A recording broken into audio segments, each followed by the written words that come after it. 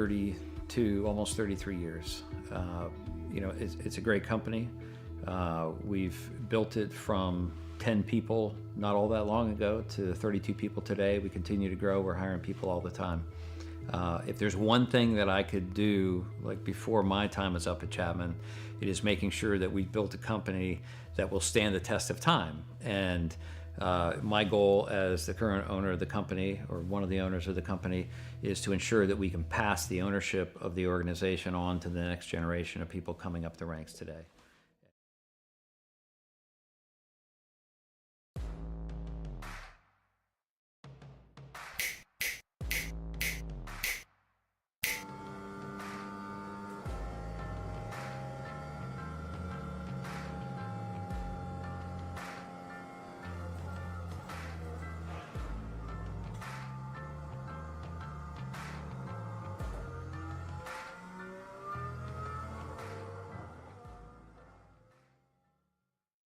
One area of our business where we impact the local communities pretty heavily is the school systems.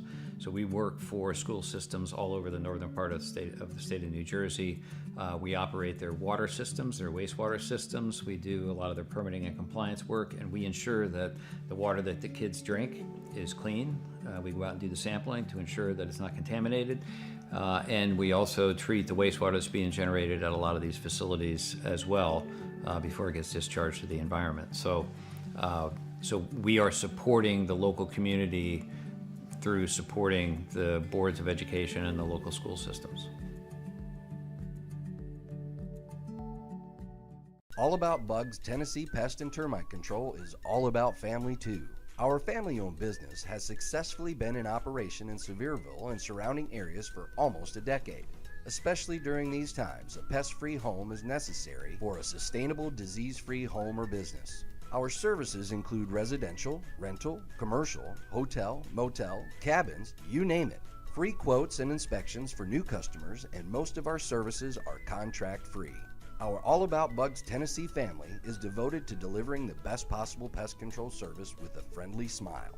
Contact us at 865-453-5574 today. If it's bugging you, you should be bugging us.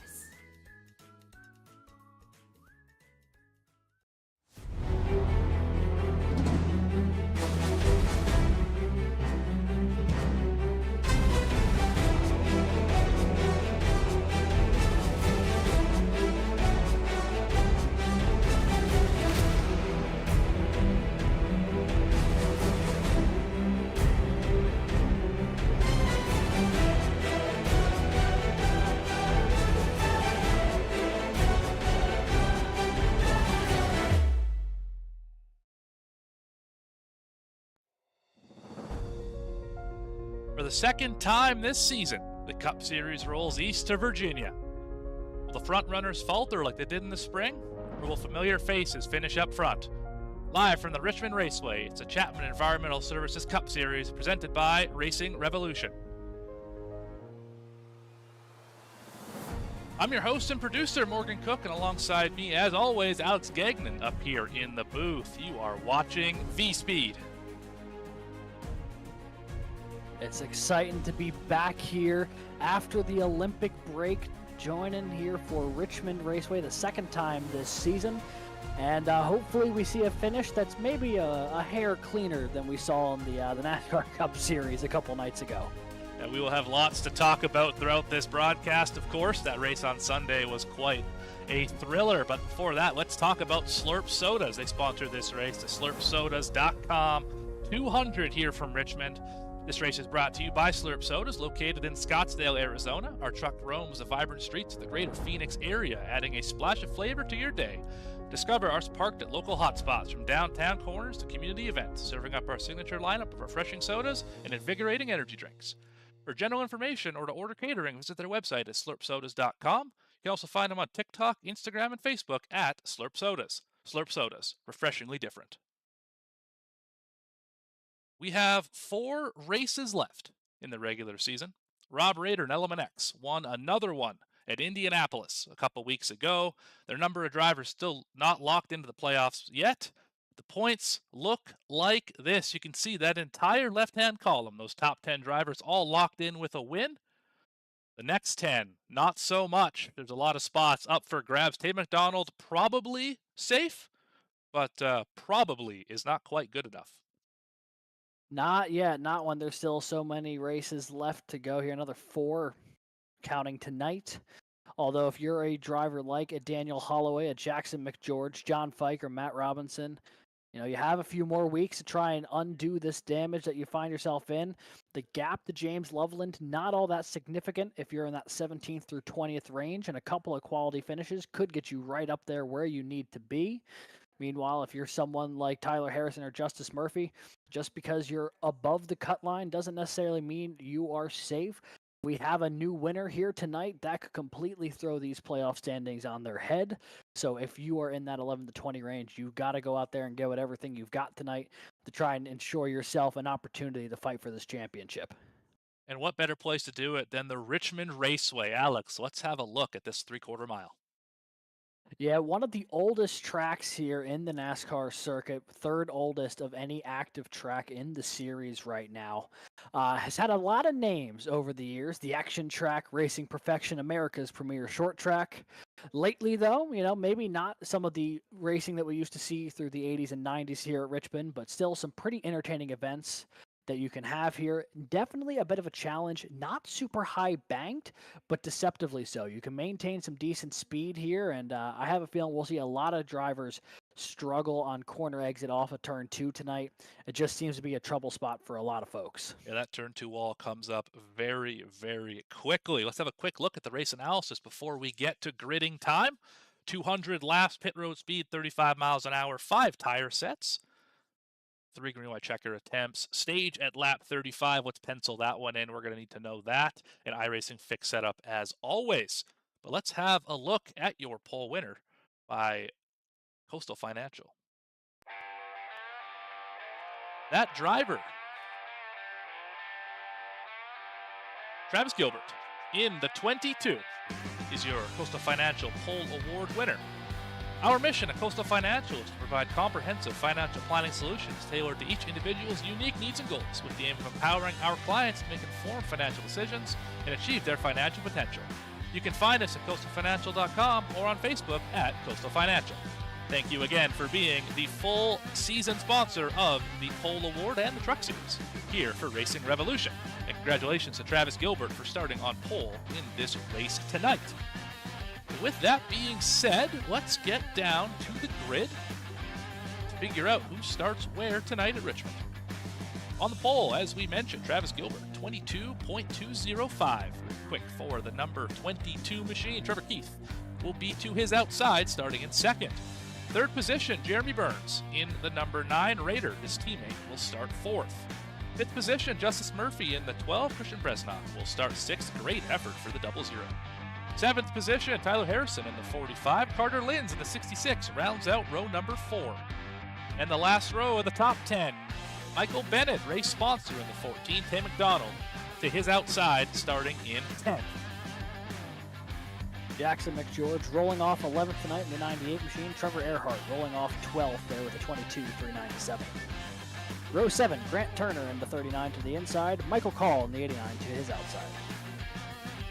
Row 8, the Candyman Daniel Holloway rolling off 15th. Grant Thorpe to his outside in the 77.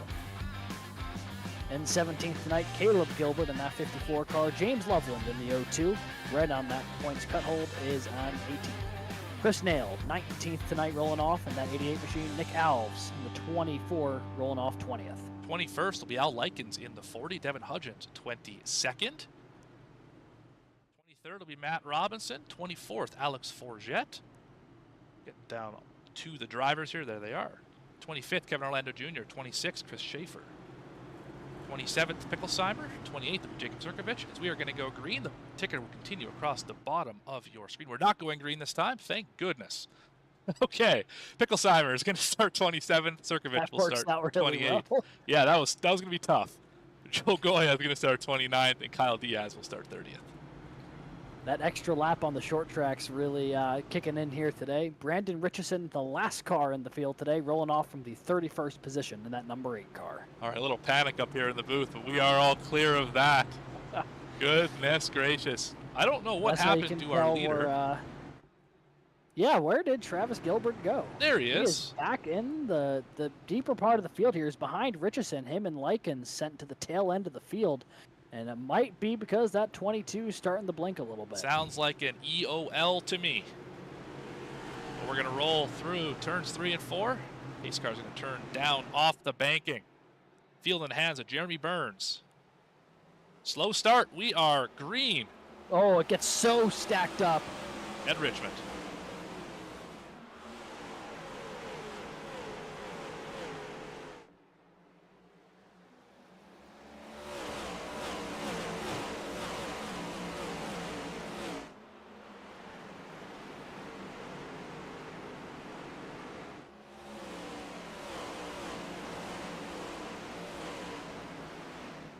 And on lap 1, Burns gets out. To the lead, and Trevor Keith. Yeah, those slow starts from the front really bottle up the rest of the pack. And good thing we didn't see a lot of contact. I don't see many knocked in front bumpers here. We're looking here at the 8th spot, Jackson McGeorge. First car too wide. His teammate Resnock to the outside. Oh, big spin. Harrison's around. Right in front of us. Him. I thought he was completely alone. It completely bottles up here in 1 and 2.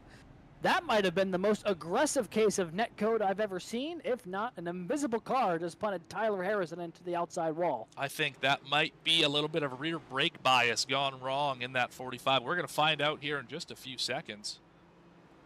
Boy, that car just looped around. Absolutely did. Let's go back and figure out what happened to the 45.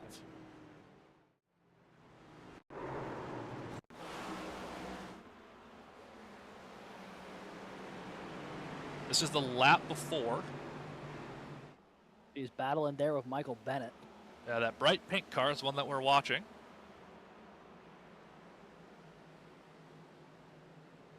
Bennett showing him the bumper. Not quite like Austin Dillon, but though. Not quite. It's a little on the high side. Yeah, that's just brake bias. That's all that was. Oh, and then he overcorrected. That's what it was. So he overcorrected trying to save the car. Yeah. That's where we caught him in the corner, and that's what made me think that he might have netcoded somewhere, because that was such a violent turn to the outside wall. Turns out it's just him trying to catch the car once he had lost it, but not the way Tyler Harrison wanted to start this slurpsodas.com 200, and certainly not how some of the other members of the field wanted to start either. A lot of cars collected in this early incident. No, that is absolutely not what you want to see. Lap 5 of 200. Going to see what the damage looks like here on the 45, see if he can get it repaired or not. Yeah, just a tough situation this early in the race, but I did a little bit of practice here at Richmond earlier this week just to kind of get an idea of what these drivers were going through, and this car was disgusting into turn 1. The brake bias you had to run to get the car to turn, if you put even just a little too much brake, or we saw the 45 right on board here with Jeremy Burns. You saw the 45, he was up on the top side of this gray area the pace car is driving through right now. If you try and arc the car in too far, it'll just spin out on you. You can see all the skid marks on the racetrack right now. That's just too much rear brake bias. So you needed to take a nice shallow entry into the corner or move that brake bias well forward, risk locking up the left front, but not spinning on entry. It's a really difficult trade-off at this particular establishment. Yeah, and the next-gen car has provided some absolutely thrilling races at a lot of tracks. That being said, a well-known criticism of the car is the fact that these short tracks just tend to be a bit of a struggle for this next-gen car, and Richmond especially is a car that just does not seem, the car doesn't seem to fit the track all that well. We've seen it happen a couple of times. You're on the aerial cam watching the choose cone. For the first time tonight, drivers picking what lane they want to restart in.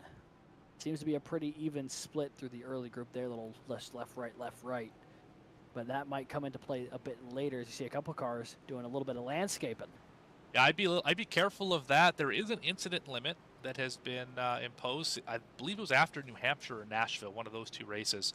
Earlier in the year, the league added a incident point limit. So drivers need to be very careful of that, and going through the grass, that's a +1 to your incident point here this evening. A lot of those drivers would have just got 4 X's as well from that last caution involving the 00 and the 45 as they rolled through turns 1 and 2. Pace lights out this time. Yeah, this time around they'll get going. It's the same front row that we've seen. Justice Murphy, Rob Rader there, row 2. Row 3 is where things get a little more interesting, if you ask me. Michael Bennett, Jackson McGeorge, both on the move here early. That 98 machine started 11th. He's already up to 6th, and just the opening couple laps. So he's either got great short run speed or is just a beneficiary of a couple of cars not getting going on the opening drop of the green flag. Yeah, I believe he was able to benefit a lot from that slow restart by a lot of the front drivers. He ended up getting to the bottom and passing a lot of cars into turn number 1. But we are going to get back at it here. Burns into the restart zone. But faster roll this time, and we are green again. Yeah, didn't get nearly as stacked up down the start-finish line that time. Burns away and clear. Keith, though, going to lose out to Justice Murphy. The 12 going to follow the 9 right on through. And now it'll be the 12 going to try and push the issue for the lead. We see some side-by-side action just behind them. That is Bennett and Rader battling for 4th. McGeorge and Turner battling for 6th. A 2x2 here for the 5th position. Trying to keep it straight. Ran 4 laps under green. Let's see if we can better that this time around. It is so tough to try and figure out where exactly you want to enter these corners when you see all these cars moving high to low, low to high, trying to find any bit of available real estate on the track down the straightaways. Everyone starts making a move into the corner. You just want to make sure you don't make the same move as somebody else. Otherwise, it's going to be a disaster for you. On board with Grant Turner, looking to the inside of McGeorge here for 6th. He might be able to get to the back bumper of Bennett if he's able to get a good run off the corner here. He's going to clear the 95 potentially into turn 1. And now we'll battle up toward 5th place here with Michael Bennett. Yeah, Bennett holding them down tight. Oh, big loose, and he's spinning in front of the field. Goes Grant right Turner. in front of the field. Collects McGeorge. Robinson's around into the Oh, red. so Sirkovich. Caution is out. Oh, and the motor popped. Pileup. Oh, the motor popped on the 1. That might just be a day ender. One car still sitting still. I don't like that for him. Let's go back and figure out not moving. what the problem was for the 39.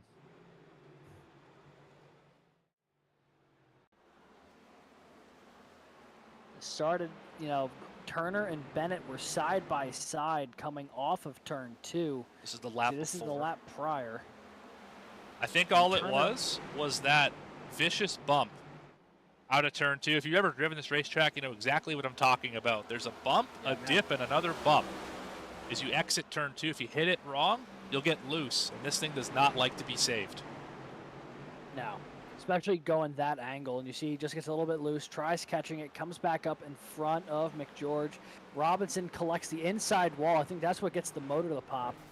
Luckily, after he collects Sirkovich, though, I think everyone else is able to get down and around him. So I think only 4 cars involved here, but Turner able to pull away. Matt Robinson, though, went for a hell of a ride to that inside wall. We're going to do one more replay here on board with the 39. See what he saw from on his shoulder.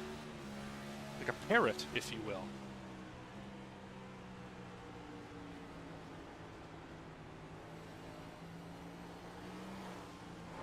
Yeah, just started losing it, tried catching it, and before you know it, you're in front of other cars and spinning and just hoping no one else collects you. Unfortunately, that was not the case, and he falls back to about the 27th position. Back up front, Jeremy Burns leads. Justice Murphy, Trevor Keith, Rob Rader, Michael Bennett are your top 5. 15 laps into 200 here at Richmond. This is the slurpsodas.com 200. Well, Morgan, I got to say, it's starting to shape up like a pretty typical Richmond race here on iRacing.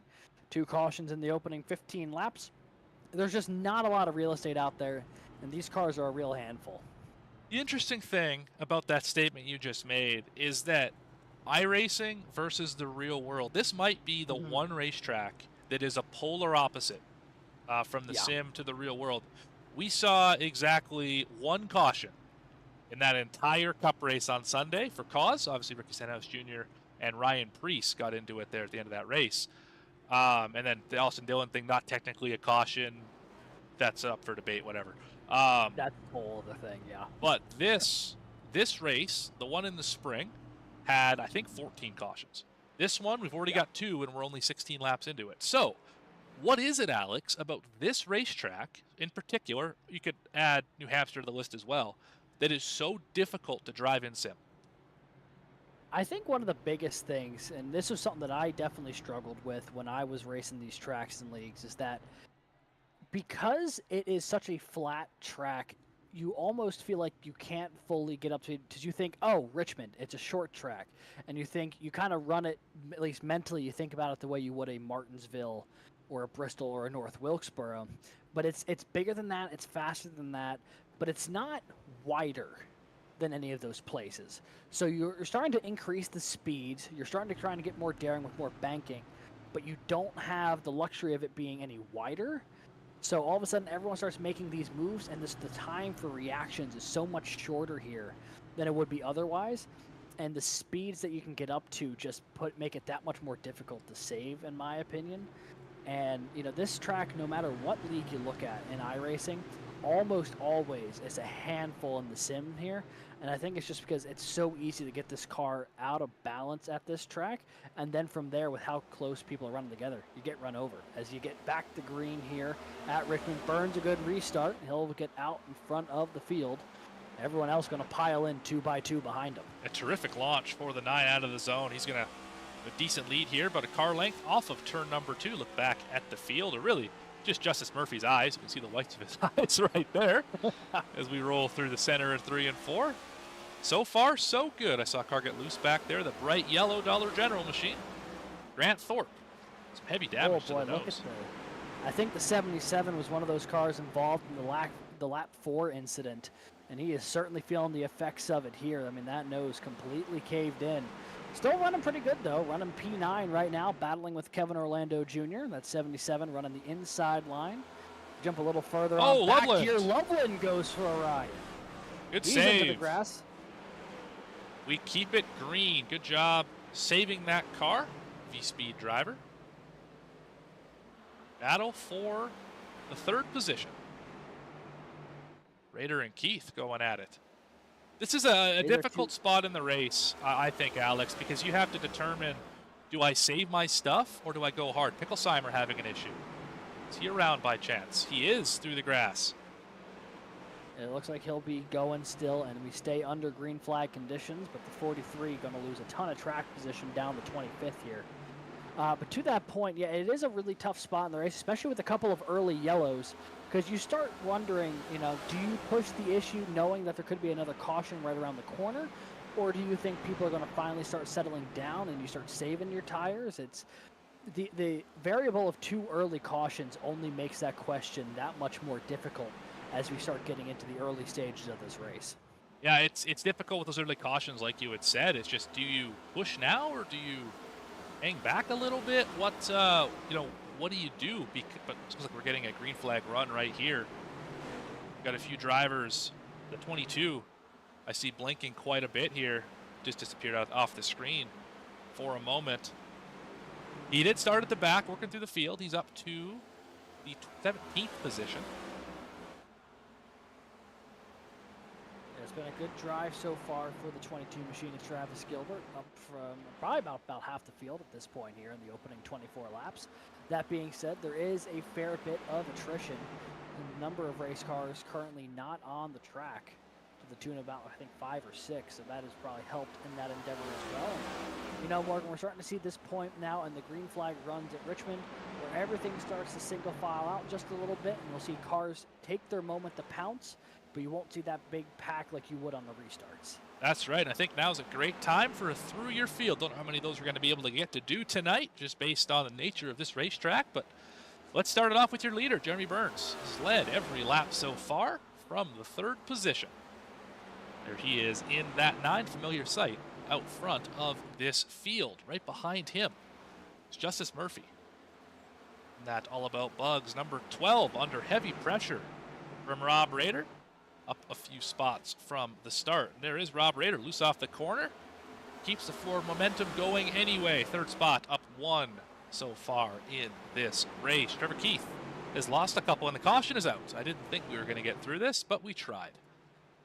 I'm going to take a stab at it and say Bresnock was involved in that one. It was a valiant attempt there, Morgan. You know, it's with Richmond, there's so few windows to try and get that in. The 00 now making his way down pit road.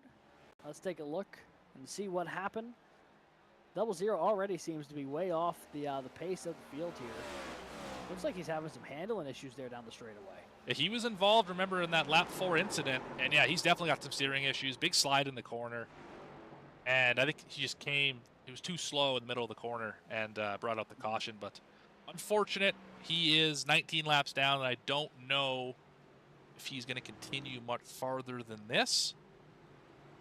That is the reason for your third caution.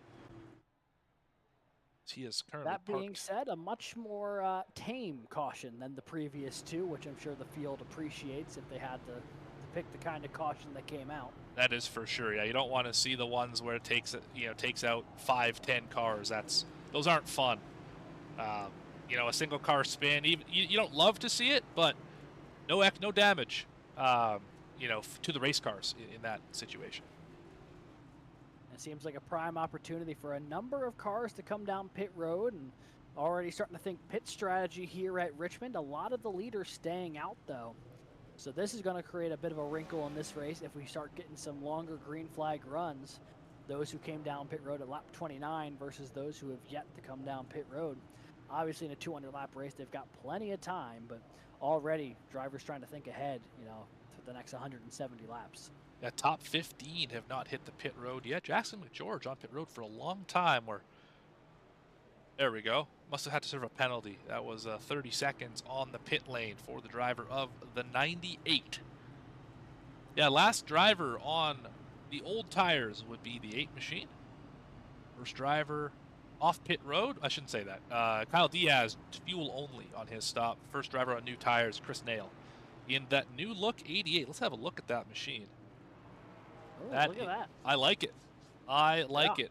Definite change of pace from the Avocados from Mexico scheme that we've become accustomed to seeing on that 88, but good looking one nonetheless. This might be a bit of a hot take for some folks. I'm honestly a really big fan of gray race cars. Whenever I was able to design my own scheme for leagues, I would pretty regularly skew toward having a gray one. I always just thought they were pleasant to look at, but I know a lot of people, bigger fan of brighter and bolder colors, but I'm a big fan of what he did there with the gray and black, and I think that's a pretty sharp-looking ride. Yeah, there's some good-looking race cars out here. Seen them all season long. Obviously, that 9. One of the better-looking cars out here, I would say. A lot of excellent-looking machines. There's 14s up there as well. Run that same scheme the entire season. Recognizable at a glance. Yeah, there's a lot of guys who have run the familiar schemes each and every week, which has been great for picking them up here in the booth, figuring out who's who. That's right. You're jumping back a little bit farther here. Nick Alves in the Coastal Financial Machine. He's been running that all season, and up 7 spots from where he started. It's been a slow but steady charge to the front here for Nick Alves. Yeah, there's a look at the driver. Coming to the choose right now. Looks like he's going to go bottom. By chance? Let's see here. Yes, he is. Yep. Below the yellow line. For the driver of the 24. Coastal Financial Machine.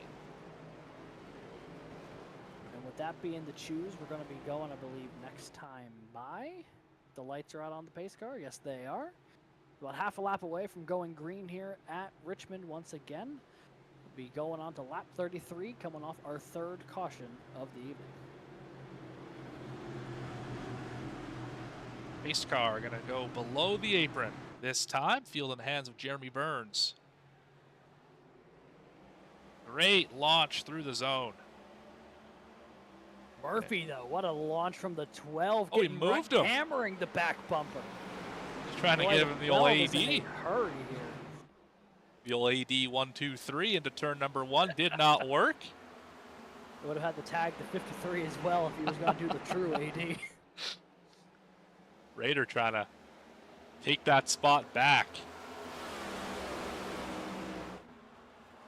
It's quite the launch there from the 12. Unable to capitalize on it, though. Now he's got to start driving out of the rearview mirror as well.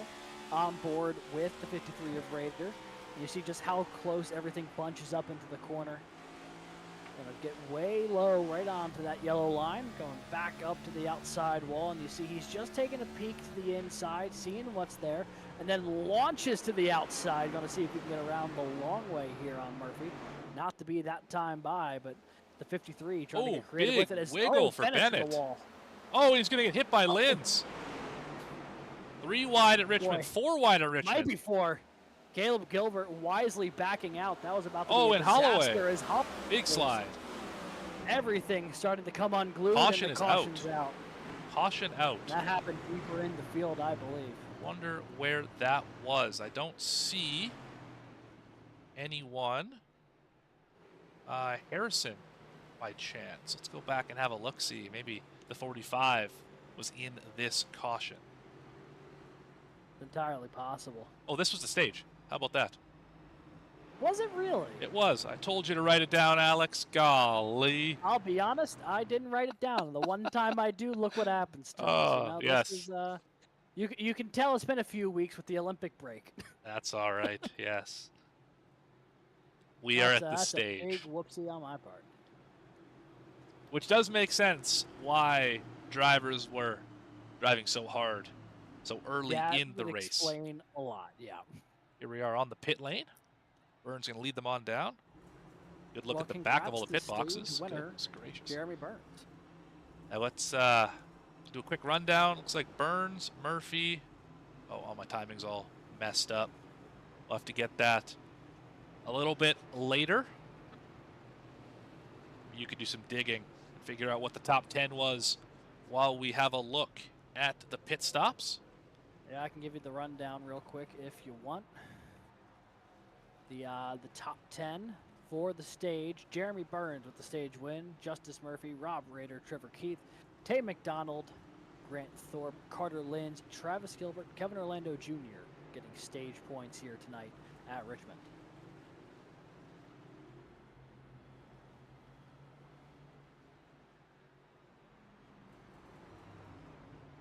Been a very choppy start here tonight, Morgan. You know, with the stage break, obviously everyone knew going in, except for maybe us in the booth, that that's where the stage break was going to be placed tonight.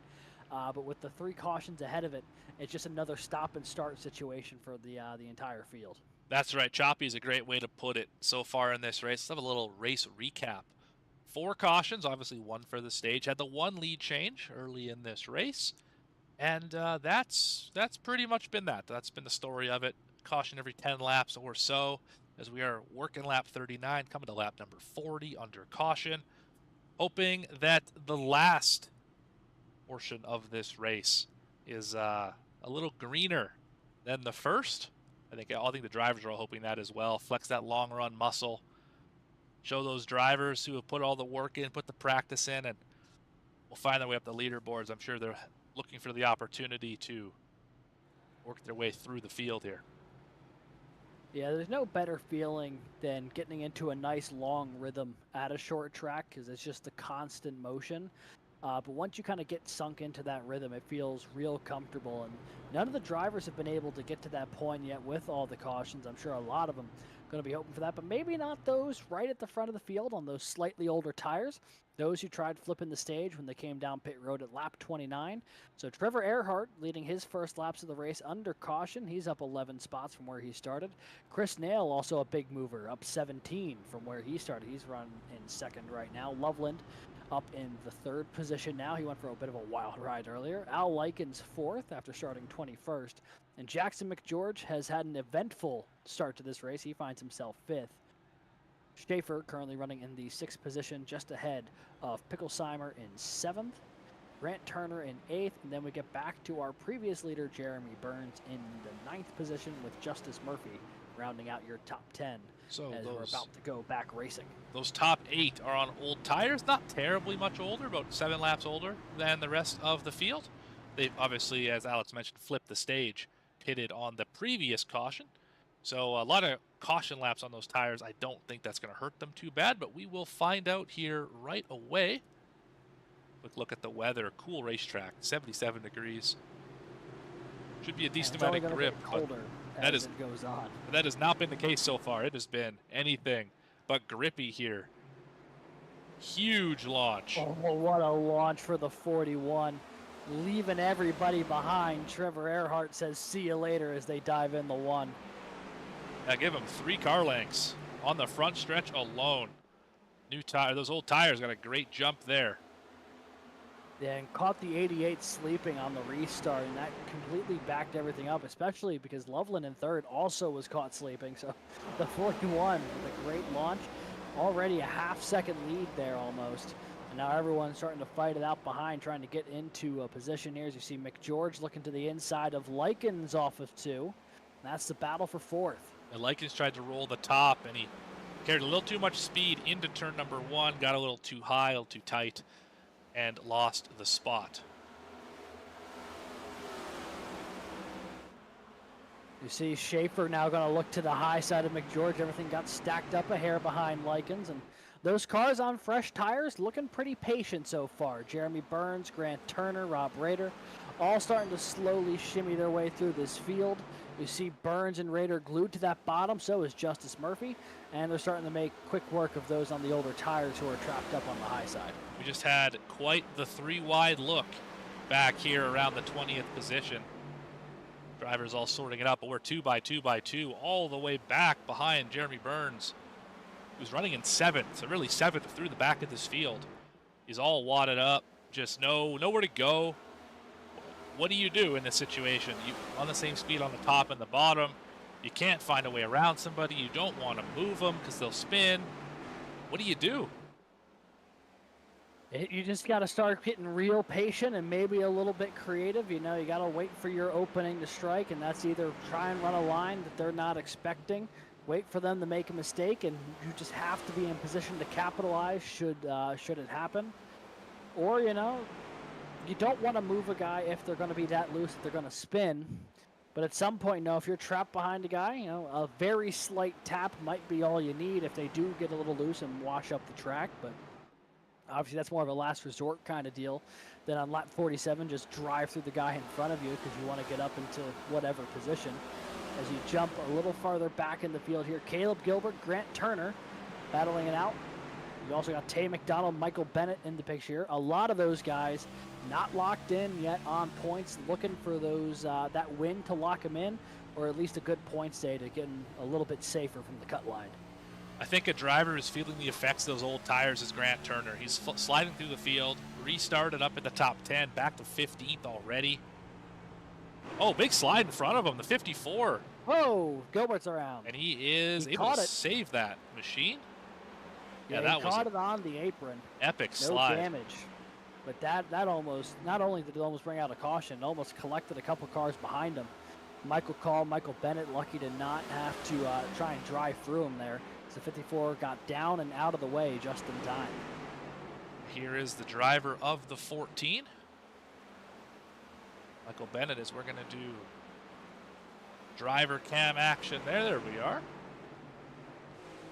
Right on the roof of this car, so he's trying to get around Turner for that 15th spot. Turner's up in the outside wall, not helping his cause. This is the line I like to take at Richmond. Really shallow entry into turn number 1. Keep it glued to that yellow line through the exit of turn 2, and then shallow into 3, shallow out of 4. I don't like wide arcs at this racetrack. I find them just to be invites too much loose to the race car, and that is not how you'd be fast around this racetrack. You know, the old adage is loose is fast, except for when it's a track that you're so loose you're spinning. And that is really the case with the next-gen car at Richmond, I feel like. Much to your point, we saw on board there with Michael Bennett. Much to what you were saying, pretty shallow entrances and exits, which is fairly atypical compared to a lot of other tracks where you're trying to, you know, kind of hit that middle of the corner at the right moment. Here, it's just you don't want to get too aggressive into it because there's not going to be the traction that you need to stay glued to the racetrack. But we're jumping up to the front of the field here. Trevor Erhardt still holding about a 0.4 of a second lead over Jesse Loveland, who got around Chris Nail. And while Rob Rader and Jeremy Burns are on the move, they find themselves 1.5 seconds back of our leader. Yeah, slowly but surely they are picking them up and putting them down, but only about 1/10 of a second faster per lap than the leader. So it'll take some time to get there. Of course, traffic has something to do with that. Pinned down to the bottom here as he passes Chris Nail. Going to get him into turn number 1 here. The tire difference is only 9 laps, and I think about 5 of those are green. So I don't know how much of it is tires, how much of it is heat cycles, how much of it is just raw speed in the race car. But those rotors are glowing on the 53. Yeah, I was about to say, I'm surprised that they're already so visible. As you see, Burns clipped the wall off of 4 there. But we're going to take a look here. See if you can see the rotor. That left front for Rob Rader is also that right front as well. They are glowing right now, so he is pretty active on the brakes, getting into 1 and getting into 3. And, that 53 car's got a lot of pace, but the last thing you want to do is overtax the brakes too early in the race. Because the moment those things start heating up, the tires start heating up, and oh boy, Likens and Thorpe both in the wall there. A lot of cars finding that outside wall on the 4 here, just drifting up a little too high out of the corner. Yeah, I mentioned that I like to keep that shallow exit off of turn 4 personally as a driver. A lot of drivers like to track it all the way out to the wall, make the wheel as straight as possible. One way to catch the loose condition is if you just drive it a little too straight and you end up popping that outside wall. Also, you might notice the wall kind of moves out towards the racetrack just a little bit at the moment you expect them to not do that, and that can cause an issue here or there. These are just light taps of the wall, of course. Let's have a look here on board the 15. So he's a little free off the corner, of course. Hard not to be here at Richmond. Yeah, you got a nice view there of Murphy diving in on Nail. Trevor Keith's going to try and follow him on through. There he is on screen. Not going to be able to make the move on Nail this time by. We're going to drive it in deep to 3 on those fresher tires, and that'll more or less do it and work his way back into the 6th position here. Qualified in 2nd, so he's got some work to do to get back up to where he started, but a lot of really good race cars in front of him right now as he's trying to track down the 2 cars that ran 1-2 most of that opening stage. I just want you to watch the RPMs on his dash there. You can see he's shifting. So he's down here at about 6,000 RPM in the center of the corner. Really easy to spin the tires here because you're in 4th gear. Upshift to 5th, and then really quickly downshift back to 4th. Right? Drivers doing this almost every lap here at this Richmond Raceway, and it's so difficult to do. And the last thing you want to do, especially when you start shifting a lot, the last thing you want to do is miss a shift once you get into the habit of doing so. It'll completely throw you off and might throw you into the wall. So that is something that we'll have to keep an eye on there is Tay McDonald, Dylan Picklesheimer. Door-to-door down the front straightaway. McDonald, we saw in the pre-race, 11th in the points right now. The driver closest to being locked in without being locked in yet. So, if nothing else, that 29 machine is going to try and just have a safe run more than anything else tonight, try and lock himself in. Obviously, he wants to go get the win, but the last thing he wants is to have a DNF and have his fate still in jeopardy another week. And this race has already gone a lot better than the last time they were here for the 29. He ended up, I believe, crashed out after lap 1 here in the spring. So great improvement running 11th here for Tay McDonald. It's a hot take. Running laps better than not running laps. That is true. I can confirm. Running laps are better. You see McDonald now inside the top 10 as he gets around Al Likens, and that 29 machine on the move. He's picking them off one by one here and is working his way toward the front. Next one up for him would be the 98 of Jackson McGeorge, about a half second ahead. But there's still some good battling here as Michael Call hammers that outside wall coming off of 4. A couple drivers who are not super huge fans of each other, Picklesheimer and Call. Remember back to Pocono, I believe it was. Yeah. They had that race there. Oh, no, that was that Pocono or was that New Hampshire? I don't recall. Somewhere in there. Regardless. Yeah, somewhere in the summer swing, they had the bet between each other. That's right. But they have found themselves alongside each other, back on track here, fighting for good position on track. This is the battle for P12 right now. and neither driver giving each other an inch. And if I'm Michael Bennett or Nick Alves behind, I'm getting a little tense behind the wheel here watching how close they've been running to each other, because it might end up someone spinning right in front of me. Yeah, this has not been the first time there's been contact between these two in this race. About 3 laps ago, the 43, how about missed the bottom of turn number 3 up into the door of the 89. We're going to be 3 wide on corner exit. Goodness gracious, that is not what you want to see at Richmond. Big dive to the inside. Big block from the 89. Al Likens watching way up the track here. Call's going to clear. Picklesheimer now to the inside. That really threw a wrinkle into the equation last lap as the 40 got way up there. See it taking a much more shallow line this time around, although Bennett's going to be right there to take that position away. An unforgiving situation here for Al Likens. Every time he goes into the corner, there's a new contender trying to take a spot away on the inside. And he's on that strategy with the older tires, so he doesn't have any advantage right now, that is for sure. The track position is better than where he was running. He's up to 14th position. But it's going to be tough sledding for the 40 here. He's going to have to pit. Oh, big slide from 43. Good save there. Same thing Grant Turner had happen off of turn 2 that caused, I believe, our second caution of the night. Absolutely. This time went a little bit differently, though, as the 43 caught it in front of the field, and they continue the run. Now Bennett looking to the inside. We've had some really, really solid battles here just outside the top 10. This mid-pack putting on quite a show so far in what has been by far the longest green flag run of the night. Yeah, and we see a lot of lanes here. You can see the 45, obviously with the damage, all the way up on the high side. The 43 going to be just to his inside. Likens running that extreme outside line as well. We have how about a pass for the lead, Rob Rader. Oh. Around the 41. On the fresher tires, not a complete shock. Although I am really shocked with how bright those brake rotors are on the 53. Those things are glowing. Let's have a look at it one more time here on the close-up camera. You can see it a ways away. Those are hot rotors. You could probably roast a marshmallow on that thing from here. Yeah, they would be toasty for sure. Got an issue for Jet. Whoa, and Alves are around.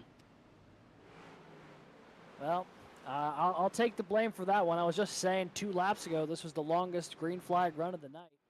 And if that's not a commentator's curse, I don't know what is, as we are under caution for the 5th time here tonight. From high above Richmond Raceway, here we go. 424 into the corner. This might be the lap beforehand. It must be. Oh, this is out of turn 4. Let's get the ends of the racetrack right. Now we're going into turns 1 and 2. And just a big dive for the 19. Got loose. Caught the 24. And really not that much contact anywhere for those 3 cars. So that might not be too bad. But let's ride. Go ahead, sorry. Let's ride on the gyro cam here with Forget and see what he saw. Yeah, about to say, if I'm Nick Alves, I'm probably not thrilled. It looked like the 19 was really far back making that lunge. So you'll see he's trying to set up a pass here off of 4. It's also not shifting. He absolutely goes for it into turn 1. Well, you can see just from his steering wheel inputs, he got loose. No question about it.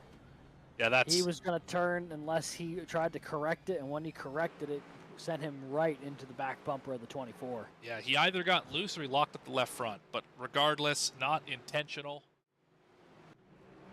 And everyone's on pit road here. Not the AD special tonight from Forget. No. One driver stays out, and I bet you guessed it.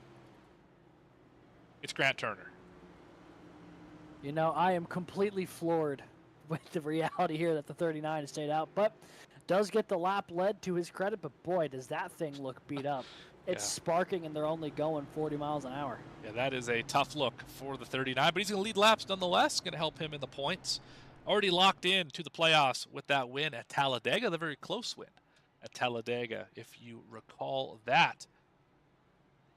Looks like Hudgens going to get a lap back here. Going to go to 17 down.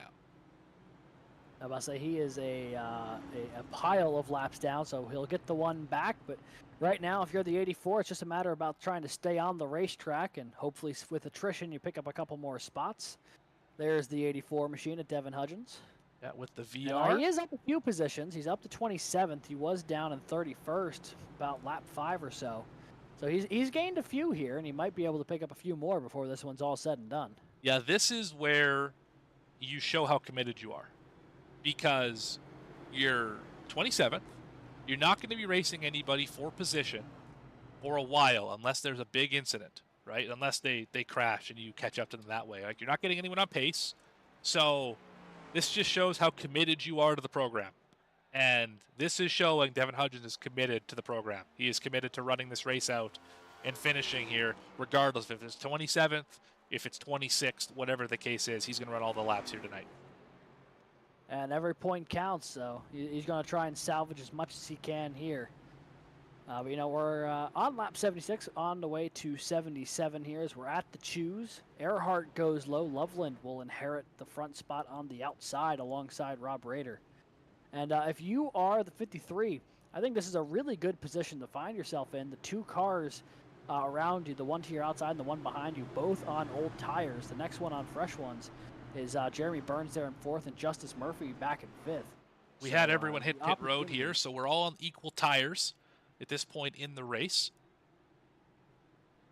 We missed the pit stop through all the replays and all that, but we are all on equal footing in terms of strategy now. So wash all that away. 130 laps to go.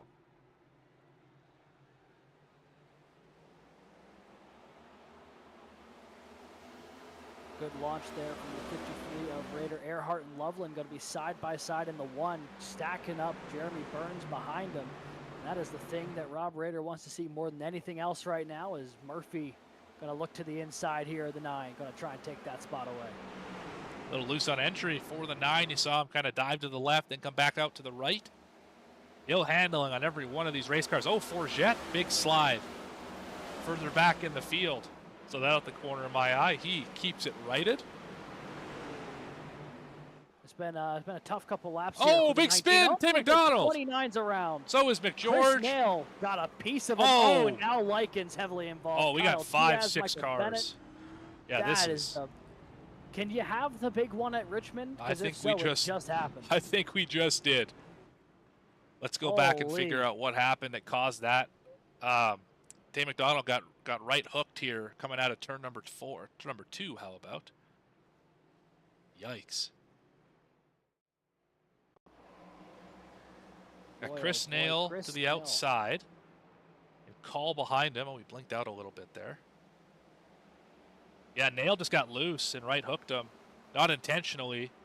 At the Call they checked up. caught the wall. That's what it was. It shot those cars back out to the outside. Yeah, 26. Call checked up trying to avoid them. Yeah. And when he did, it stacked up everyone behind him who was trying to avoid the initial wreck. And then everything just flooded back across the track, and there was just nowhere to go. Now let's ride on board here with Diaz, who got a pretty heavy lick in this.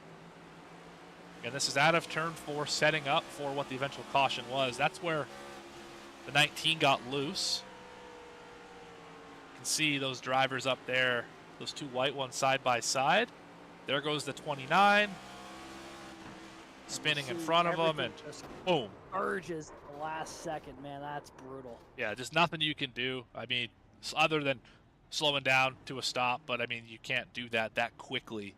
Yeah, just and a a tough couple break. drivers tried, and they got run over from behind. It's just there was no available options there for Kyle Diaz. Yeah, that's a tricky one for the 26. But a lot of those drivers probably going to be out of the race. Tim McDonald's already left the server. Kyle Diaz going to try and maybe get a point out of this. Bennett's got a destroyed race car. There's a look at the 14. That right front's not supposed to point that way. McGeorge Not heavy in the damage. slightest. Boy, Yeah. we've had a couple of really big wrecks here tonight, Morgan. It's collected quite a bit of the field. Speaking of which, there's Tyler Harrison, guy involved in one of the first ones, who's still reeling from the damages of that. So up in about the top 10, it's been a safe place to be. Anywhere behind that, though, it's been an absolute war zone. Well, this race is playing out very much like it did in the spring. Raider leading a bunch of laps here in the first half of the race. Number of cautions, that puts us at 6. So 5 for cause, 1 for the stage. 4 lead changes here throughout the event. not choosing quite this time. I think it'll be the next time by is when they'll hit the choose. And I'm looking at a situation for like Trevor Erhardt or Jesse Loveland where the opportunity to flip the stage back in lap 37 has really worked out for him. These two cars have, even on the older tires, have maintained some good pace, and some timely cautions have kept them in some podium positions here. Obviously still a long way to go before this one's over, but so far things shaping up pretty good for the 41 and the 02. Yeah, it was a good strategy call for those drivers, absolutely. They were able to leapfrog Burns, sliding right behind Rader here. Lap 83 of 200, getting down here to halfway. Coming to the choose. I still maintain this is the most difficult track to restart second at. I can't think of a more difficult racetrack on the entire circuit. I mean, Iowa, because it's basically the same thing. But a curved front stretch coming out of the corner where you have to maintain the same speed as the guy on the inside, right?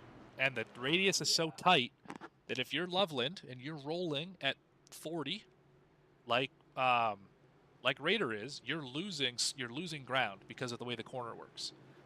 And then you can never get forward momentum. You have to almost start in front of them and time it right to be equal with them throughout the corner. But you'll see it again right here. Huge launch, the 53, right on cue. Yeah, and the 02 just doesn't have, especially on the older tires, just definitely can't stay with them. I was trying to think if there was any other tracks that would mirror that. The first one that came to mind was maybe not if you're second, but in the early bits of restarting at Texas with the quad over there. You just have so much more to run on the outside. I think you're right. I think Richmond's even tougher about it. Yeah, this would be one track where I would probably opt to start third versus second on a restart, so you can push the leader through it versus trying to time it up with them on the outside. Oh, big loose for the 41. He's going to keep it pointed the right direction, but lose a little bit of ground. 41 maybe starting to feel the effects of those slightly older tires at this point, man. That was a little bit of a slide up and down. Still going to hold on to P2 here as you see Burns looking to the inside of Murphy. Those two have been fighting a war against each other all evening long. As you see Picklesheimer and Alves now, those two cars, they've, and Forget just ahead of them. Alves and Forget, those two guys had a bit of a run-in not too long ago. I'm sure that's still fresh in the mind of the 24. I would think you're right about that. Oh, big slide for Picklesheimer. He keeps it righted. 16th position for that driver. Side by side up here. See Loveland and Burns. See Keith and Thorpe. A lot of side by side here up at the front of the field. And this is just one of those racetracks where you run the same speed on the top as you do on the bottom. So you get side by side with somebody and you just cannot pass them. It is so difficult. And you just continue to see this battle with Burns and Murphy, Thorpe and Keith. And to your point, it'll just keep continuing until someone makes a misstep here, especially with these wider tires making it a lot more stable in the middle of the corner. See on board here with Michael Call, and he just has an absolute traffic jam in front of him here that he's going to have to try and navigate. Not really a clear indicator of which is the better way through at this point. They definitely know where to go here for the 89. And try and roll the top, but you're going to have the same problem that other drivers have had, where you're slower in the center, you're much faster on the exit, but you're at the mercy of the guy on the inside, as Burns almost got tagged by the 77 there. That guy on the bottom has to keep to his line, or else you're going to be in trouble up the racetrack. Yeah, you really are, and it is such a tough thing to navigate, especially when you find yourself in a position like Michael Call, where you're not really in a position to be on the offensive because you got a car directly behind you as well, and you're just trying to maintain your spot in line and figure out any way forward. There's just a lot to be considered behind the wheel right now when conditions are the way they are on track. On board here, off the back bumper of Rob Rader, you're seeing Trevor Erhardt just behind him. Who actually, I think, the wall there off of 4 going to scrub a little bit of time. Yeah, just a kiss. The outside wall. I learned recently, a couple weeks ago, Chicagoland, these cars are tanks. They didn't used to be this tough. But you can really smack a wall pretty good and not hurt anything too bad. So that's comforting for a lot of these drivers here around Richmond who've caught the outside wall just a little bit off of turn 4. Just saw Forget get into it again. But it shouldn't hurt the race car all that bad. Yeah, these things have always been fairly durable. The big thing, especially when they first came out, is Trevor Keith gets real squirrely off of turn 2. The big thing was the fact that these toe links for the cars always were really fragile. But they've seemed to have strengthened those up over the past couple of years here. And now they are about as much of a tank as you're going to find here anywhere in iRacing. I mean, these things are just pretty rock solid all around.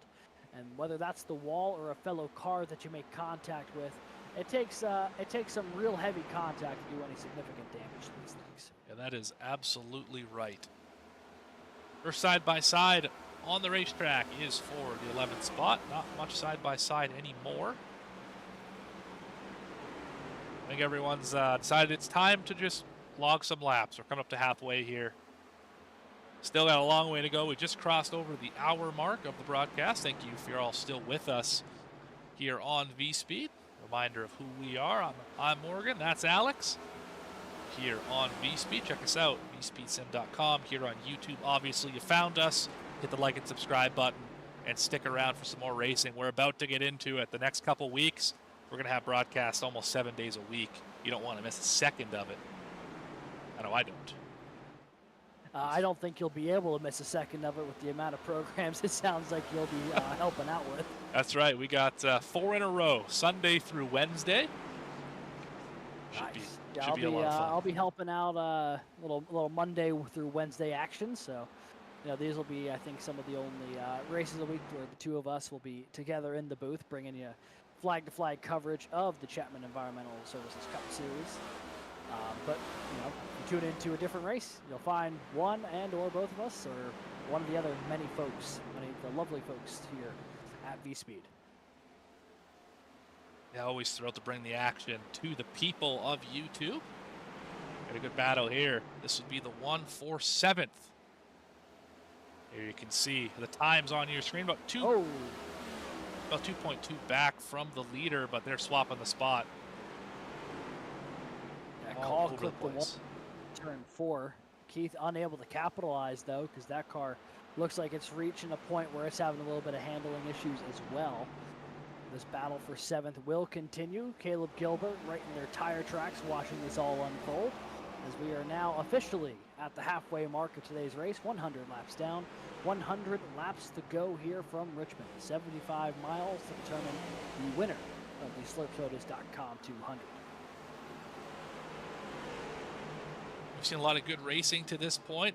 Obviously been pretty green here for the last 30 or 40 laps, something like that. So we're about to see some comers and goers, I would imagine. Some drivers who have really been working on the long runs. One who I've been told put in an extraordinary amount of effort is this 77 of Grant Thorpe. Has put in a lot of work, fuel saving, a lot of work, trying to stretch those tires. It's showing right now he's on the inside of Jeremy Burns here for the 5th position. 77 now working to the inside of Jeremy Burns, and the 77 had that nose caved in right at the start of this race, so he is still running not only competitively but up toward the front of the field despite the damage he sustained earlier on tonight. And it's really starting to show how much he's really saved here on the tires on this longer run, because even with the damage from earlier, he is starting to pick up cars left and right. Now finds himself in the top 5, looking for more, trying to get to the back bumper of Justice Murphy. But Morgan, I tell you what, I am really impressed with our 2nd and 3rd place cars right now, in Trevor Erhardt and James Loveland. The two of them have just been phenomenal here on the older tires. Yeah, they flipped the script, and ever since these tires equalized, they have been pretty good here. They've shown that they have the pace that they need to run up here in the top 5, and they're doing it not too far back from the rear bumper of Rob Rader, and a decent clip in front of Justice Murphy. So they got speed in these two cars, the 41 and the 02. Haven't seen it a ton this season. The 02's been good at those flat, short tracks. Think back to Nashville. Think back to New Hampshire. He ran well up at the front for most of those races. Erhardt's been a hit or miss this season. Had some really good runs and had some not quite as good runs. Caught up in a lot of incidents in the 1.5 miles. Finds himself running in the 2nd spot right now, and making it look pretty easy as he slides a little bit off of turn 4. But that red, white, and blue 41 doing what he needs to do with a lot of pressure from the 0-2 right behind him. Yeah, they've been doing real quality stuff up at the front of the field here. And now Loveland maybe looking to try and get around Erhardt. Looking right to the back bumper, now going a little bit higher up.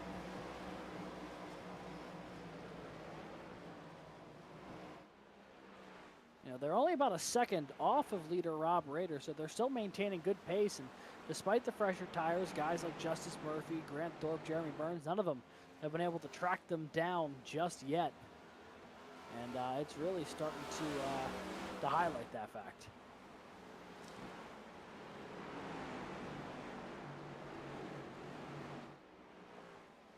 Drivers made a pretty good rebound here. It'd be the 54 of Caleb Gilbert. We saw him sliding down below the racetrack in turn number 1 and 2 50 laps ago or so. Finds himself back up here in the 9th spot. Climbing through the field slowly but surely.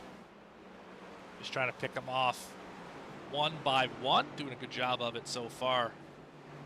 He's already got the win this year. That came courtesy of Richmond. Not Richmond, how about Phoenix?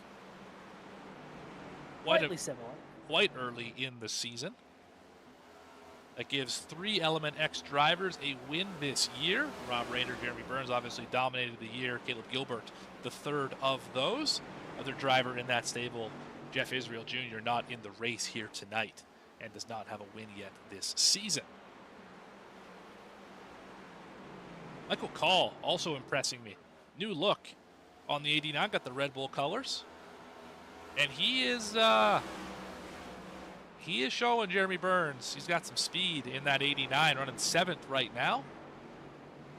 There he is. Yeah, Michael Cole running real strong here. I'm also surprised to see the 9 struggle on the long run the way he is at the moment. You know, he's still running 6, but he's fallen down a couple of positions here, and he's in danger of losing a couple more. And usually the 9's long run speed is on par with anybody in the field, so something might be up with the 9 machine there. If not, Michael Call and Trevor Keith just putting in some real quality work right now, especially that 89, up a handful of positions from where he qualified, and might be able to take another one here in just a moment. We're about 20 laps away from running out the fuel tank with the limited capacity fuel on board here tonight. 62 is what I was told was the top of the fuel number. We find ourselves just crossing lap number 40 on this run as Raiders got a little lap traffic in front of them. That's going to be we got here the 17 lap down machine of Devin Hudgens and the 11 lap down machine of Tyler Harrison in front of our race leader. Shouldn't be too much of an issue to get by them, depending on the line he wants to run, of course. Going to get diamond turn number 2 and easily clear the 84. And it's been smooth sailing up at the front of the field here for Rob Rader. Has maintained about that 1 second gap over Trevor Erhardt for the better part of the past 20 laps here. And right now, this is the kind of time where you really find yourself getting into a rhythm out there. You just kind of hit your marks, you put your head down, and nothing's really going to bother you. A little bit of a wiggle there for the 53, but a bigger slide for the 41 means Erhardt's going to lose out a little bit of time to the race leader. Now trying to big slide himself. Big slide for Erhardt. Lost a ton of speed. Here comes Loveland trying to capitalize. They're maybe thinking about trying to use Hudgens as a pick, but they both go low, and the 84 goes way up the track to let them by. That is what a 3/10 slide looks like. That's how much time was lost to your leader there in turn number 4. Going to go way high here this time. Just going to give the spot up. Clearly the rear tire is not happy on that 41. Loveland to 2nd position. And now Justice Murphy and Grant Thorpe have closed the gap, so we've got a little bit of a 4-car battle for 2nd through 5th here as the 12 and the 77 getting involved. You see how closely they all are running together off of turn 4. Loveland leads the train here, but not by much. Murphy thinking about maybe taking a look to the inside of Erhardt. Thinks against it as Thorpe gets right up to the back bumper of the 12. How about 4 different lines through turns 1 and 2? You saw that, different entry points, different angles of exit. You can diamond, you can enter low, exit high. You can do all sorts of stuff here at Richmond. It's a really interesting racetrack. Oh, they're wrecking in front of them. The 41 got into the wall, came back across, collected the 12. And they keep no it straight. caution because they keep it straight, keep it moving forward. Tense moment, though, for the 12 and the 41. They both lose out. Murphy down to 6th. The 41 down to 9th here. But miraculously, we stay green because neither one of them got turned. All that track position, gone. Erased. Yeah. That's the unfortunate part. Good job keeping it from causing a caution, but really just a tough deal there to lose the back end of the car and lose all the track position. Again, that's what, 3rd to 10th? In the matter of one straightaway. That's not what you're looking for.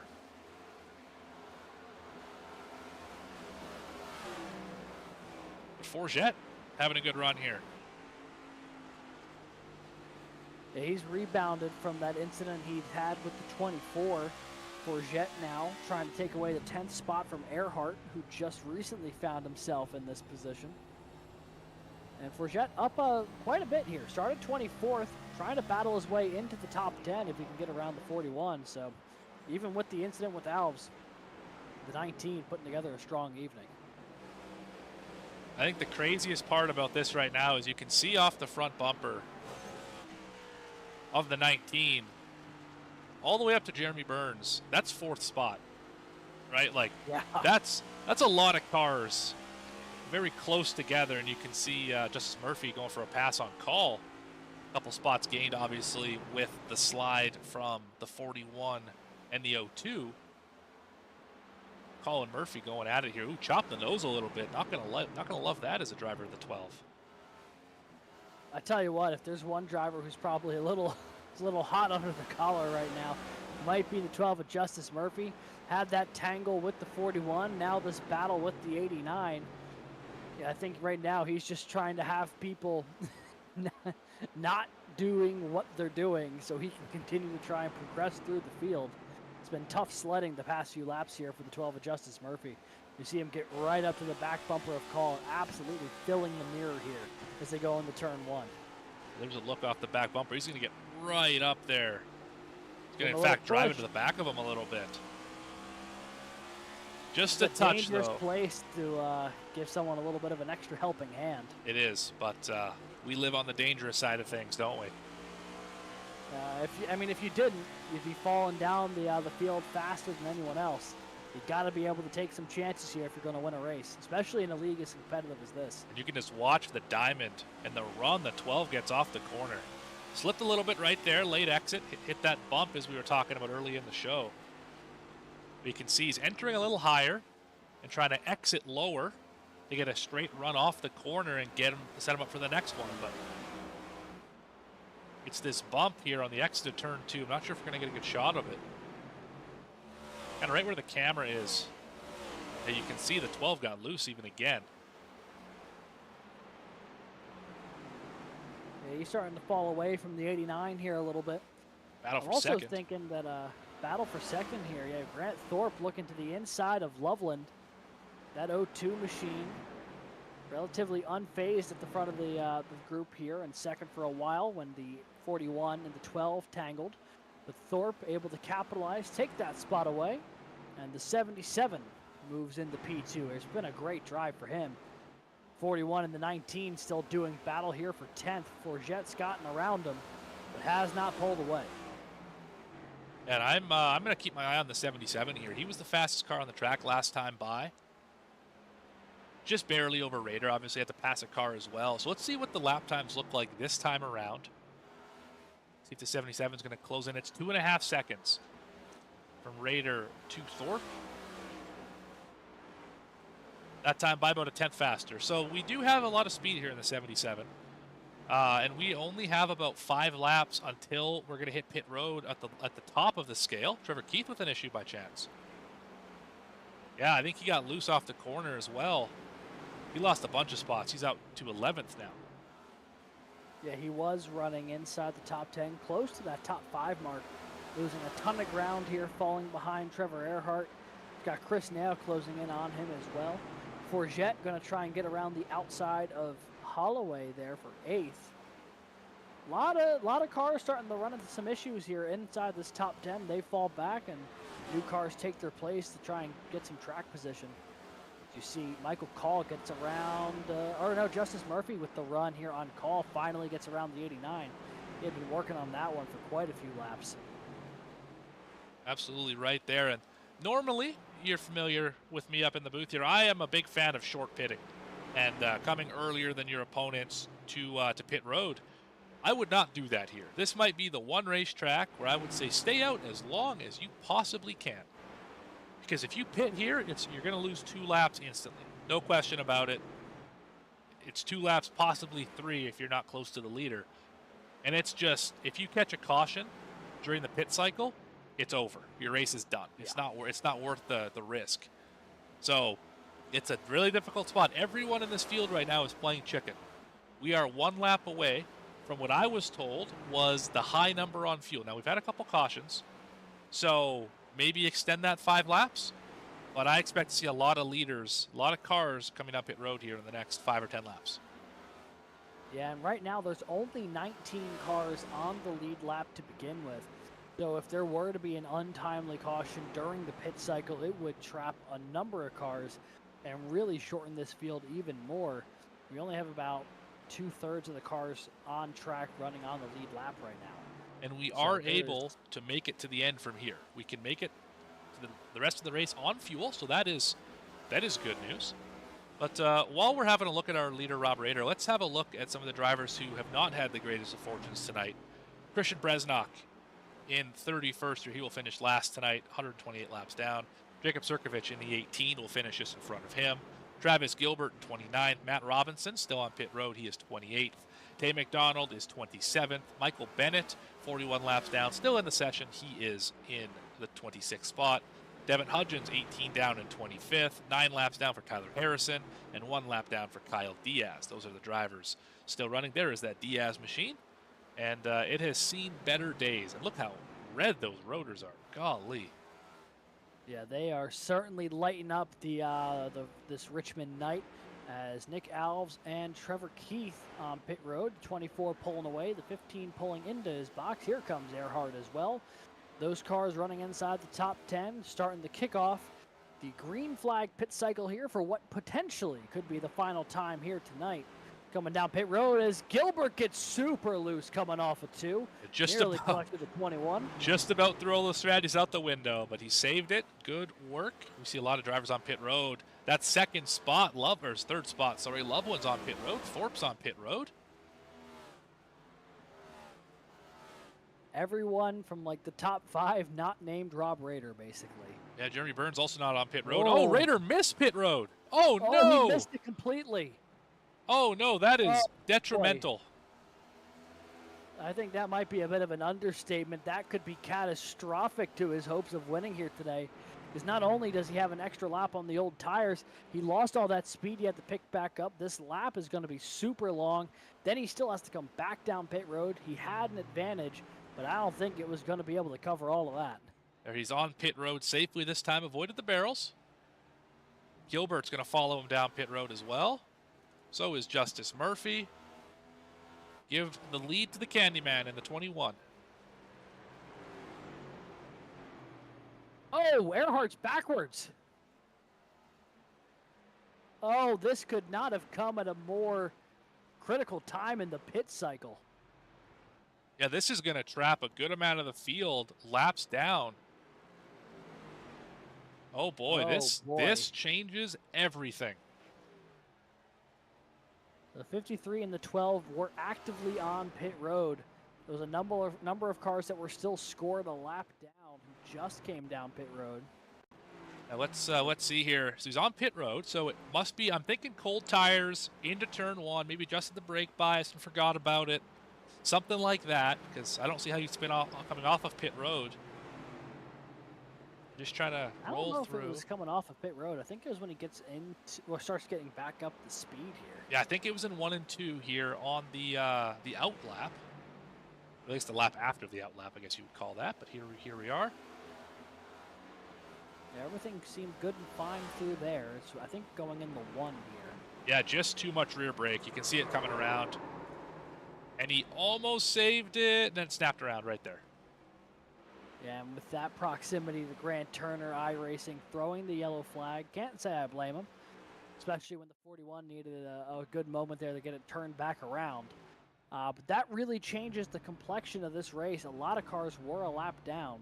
So Holloway and Forget, I think, are going to cycle back out to the front here. That is correct. They just Everyone came off else a pit lap road down. as the leaders, I should say. Let's have a look here at the timing and scoring. I see, well, a lot of cars are going to get waved around. So that is good news, is that all the lead lap cars, which was just Holloway and Forget, only 2 cars not to pit, they will win the lottery here, and they'll cycle out to 1 and 2. Thorpe, who's on the lead lap, is going to cycle out into the 3rd spot. Richardson also going to cycle out into the top 5. Good job not pitting for the 8. Same with Schaefer, Turner, Likens. Your previous leader, Rader, he is 8th. Murphy, Gilbert, Loveland, top 11. Keith, Burns, Call, Nail, the top 15. That honestly, I think, just saved Rob Rader's race. I would agree with that. I don't think he had went a lap down yet because he had just hit pit road, so that might have saved his day. You can see he's the first car trapped behind the pace car. He's going to get that wave around. He'll start behind a lot of these drivers, but at least he's on the lead lap. That's the good news. Because with the issues he had trying to get down pit road the first time, if that had stayed green, he would have lost a ton of track position and potentially the lead when it was all said and done. And now, obviously, he will not restart in the lead, but he will not have to face any of the consequences of missing pit road there. He'll restart inside the top 10, fresh tires with a lot of cars that he's been faster than tonight in front of him. Overall, not a bad situation for the 53 to find himself in. Yeah, that's the tricky thing, though. You mentioned a lot of cars in front of him. We're going to go on the roof of this 53 here. As if has to start on the bottom as the first wave around car. Look at the gaggle of cars in front of him. Now some of these are damaged, of course, but got the 24 in front of him, got the 1. 84 might come down pit road here. You know, the next car for position in front of him is that bright yellow 77. So it's going to be difficult for him, I think, to pass all these cars. Just because of the way the wave around worked, it caught the field at a really strange time. But I expect nothing less to keep us on our toes up here in the broadcast booth from Racing Rev. But yeah, they call it the action track for a reason, and it's certainly living up to it today. They sure do. As we're rolling into turn 3, your pace car is going to make that left-hand turn to pit road. Quick recap: 7 cautions, 6 for cause, 5 lead changes. So far, a couple new leaders out here have not hit the front row yet today. One more They're going to lap do another here. lap here. Yeah, the field hadn't gotten grouped back together yet. That will happen when you have everyone from 8th place on back waved around. Certainly. Certainly. Especially at a short track. Yeah, like Richmond. Yeah, it's just a mess. I hate when this happens in officials, right? That's the worst situation because you don't have someone sitting upstairs saying, "Oh, I'll just clear all those black flags that you shouldn't have got in the first place." You know, at least in these hosted sessions, you're able to have, the 1's way out of the groove here, up against the outside wall. You're able to have someone say, "Hey, something's not quite right. Let's add a lap. Let's get this figured out." And the admins of this league do a phenomenal job. We obviously keep coming back every week, so they're doing something right. Into the restart zone. On the loud pedal is the 21, the Candyman.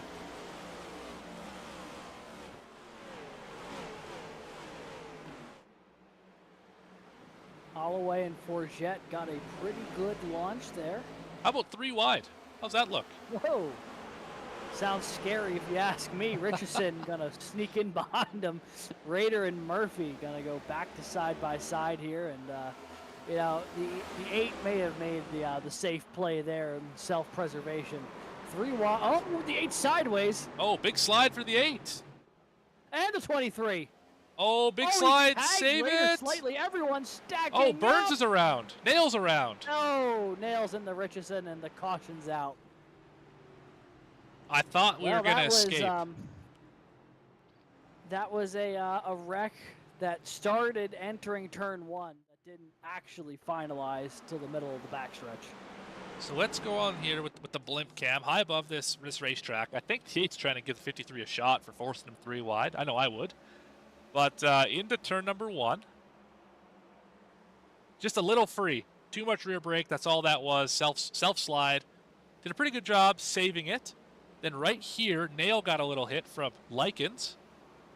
And then unrelated, Christopher Schaefer also got loose. And then when everyone got low to avoid Richardson, the 23 was just right there. Yeah, let's go back and have a look here at the 23. Yeah, just a huge slide. And then a really great save. Good thing he was out of traffic there. And yeah, those 3 behind him were 4 wide and just didn't realize they were 4 wide. Burns got spun around. I don't think he got any damage out of that, but that's unfortunate for the driver of the 9. Going to put him back to 17th or so. Could we do the onboard of Justice Murphy coming off at 2? He made a great move to get around the 23. On board. Let's see it.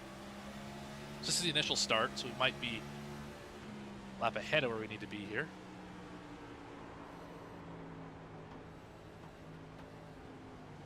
Oh, yep, there it is. Wow. Oh, man. You're right about that. Not a whole lot of room to miss that one, but Justice Murphy, man, posed behind the wheel, so slides on by. Yeah, that was well done. Well, under 50 laps to go. The middle part of this race really flew by. That'll happen when we get a nice long green flag run, and before you know it, we're in the final quarter of this race. Yeah, full fuel run. That was a little over 60 laps. That was some excellent stuff there. The mid portion of this race. The duality of Richmond. 4 cautions in the opening 40 laps, and then a nice 60-lap green flag stint. Yeah, duality of iRacing as well. I mean, you can have these great runs, and then you just get choppy restarts, to start, choppy restarts the last couple. We'll see if we can keep it green again, maybe green to the end. That'd be pretty cool. Could see a long run. Have some of those guys flex their muscle who have practiced a lot here, how to save the tires. As we have majority of the field on the lead lap. It's like the top 20. Back to the 17. Goya.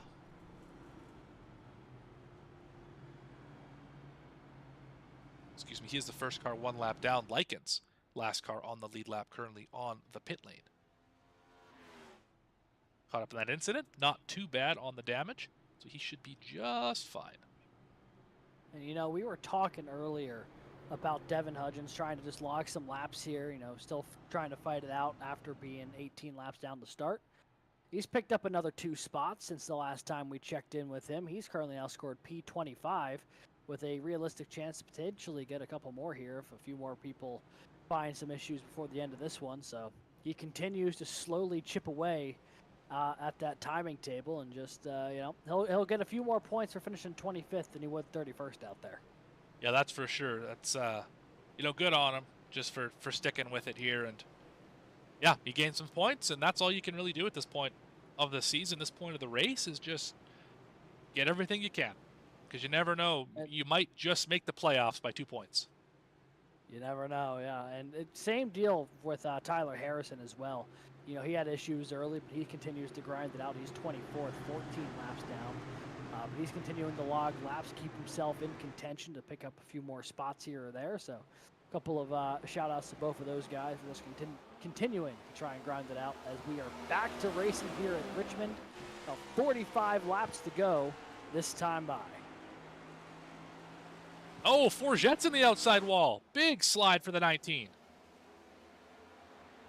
Looks like everyone's going to get around him at least. We stay green, but he hammered that outside wall. And now Holloway's got a mirror full of Grant Thorpe here going in the 1, as I think Grant Turner's clipping the wall there off of 4. He sure did, but Thorpe is to the inside. Well, he was to the inside, no longer, of the Candyman. Might get there off the exit of the corner. That got to the quarter panel. They let him go into the corner. as Raider is closing in. Look at the exit that the 53 gets. Yeah, a little bit loose, but that's because he was carrying so much speed out of the corner there. Orlando's around. Oh, Orlando's around. No Sheet caution. metal flying down There's the the front caution. straightaway. That looks That like... might be the front end of Michael Bennett's car. I'm thinking that is Trevor Keith. Oh, good call. And I That would is be Trevor right. Keith. Yes, you are. That is not how that car's supposed to look. Let's go back and figure out why.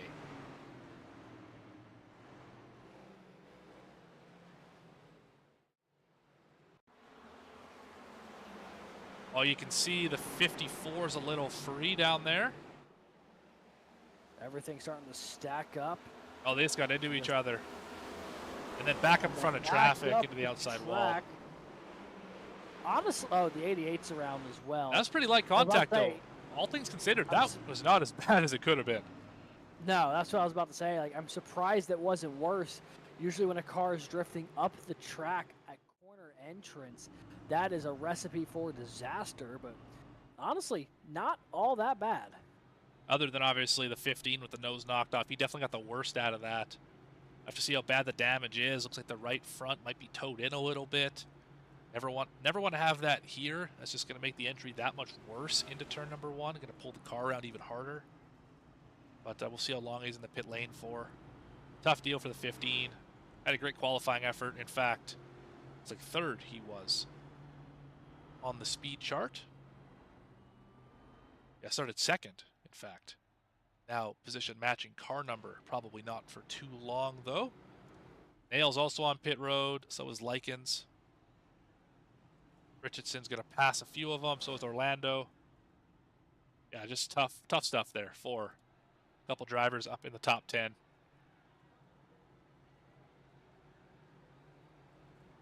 So what? It's continuing to benefit 21 of Holloway, though. Sure is. Candyman just cruising up at the front of the field now, and anytime someone starts to mount the challenge, seems like a caution comes out, everything has to settle back down, and you know, we continue to inch closer to the end of this race with the 21 in prime position here. A win would do wonders for his season. Absolutely. Let's have a look at the points as you bring that up. That's a good segue. Thank you for that. Let's see, Daniel Holloway, first driver out of the playoffs if they were to start today. So yes, this would absolutely turn his season around, as it's going to be a tough task to get 13 points over the next 3 races on Loveland. Although Loveland was running quite well, he's 8th right now. So this would help absolutely if he were to win this race. That would move him to 11th in the point standings. Some bonus points, fill up that playoff bucket, as they say. It also shows why it's so important for Tyler Harrison to continue to try and stay on track, picking up any position he might be able to through attrition. He is not all that clear of the cut line. Currently scored 24th. It's going to shrink a lot after this race, so every position that he can nab from here till the end will be absolutely critical for his playoff chances. And don't look too far back of the leader as well. The 12 is in 14th in points, right? Not safe either. I mean, safer definitely than Holloway is, as he's in the playoffs picture at the moment, but a win would cure all of the anxiety he may be having right now, you know, not being fully locked into the playoffs. So you know, interesting look. And let's have a look at the schedule as well while we're on the choose. Let's maybe hit the right button. That would help. There's the schedule. Goodness gracious. Everything but the schedule up on the screen. Michigan next week, Daytona, then Darlington to round out your regular season. Then we head over to Atlanta September 11th for the first race of the playoffs. Couldn't have picked a wilder race to start your playoffs, but what an insane first round. Yeah, that is just Atlanta, Watkins, Glen, Bristol. Like that is some true sicko scheduling if I've ever seen it. That's exactly right. I don't know who designed that schedule, but they need a pay raise. It's going to be entertaining is what it's going to be, as we are going racing once again here at Richmond. Holloway going to lead them into turn 1. Pretty good launch for the outside that time. Door to door with third spot. Probably the best we've seen this entire race. Oh, door banging for second. Contact. Oh, 3 wide in the back. like that too much. Oh, I don't like this at all. I don't know. This is about to get dicey. Still door banging for second. Raider and Thorpe. Into the wall. Oh, huge crash back there. Nail. Absolutely clobbered the Likens outside is wall. around. Robinson. Yeah, we got 4 or 5 of them involved in this. Sheet metal Absolutely. again flying across the front stretch. I just saw that 88 turn hard left, hard right, how about, into the outside wall. Let's go see what happened. That was wild.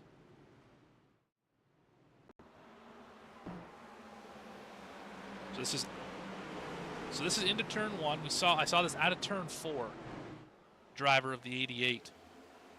Just look how chaotic everyone is. Everyone's shifting all. Oh boy, Bennett hammered the wall. Yeah, I on the saw that. backstretch. Yeah, that's not good. Right here. Loose, bang. Oh. And then Likens in it. Code into the wall. And Yeah, then that's just everything falls one apart from there. in another incident tonight. Just cannot seem to catch a break here. I don't think any of them I would call his fault. He just continues to get caught up in the worst spot. But yeah, that is tough for all those drivers involved in that one.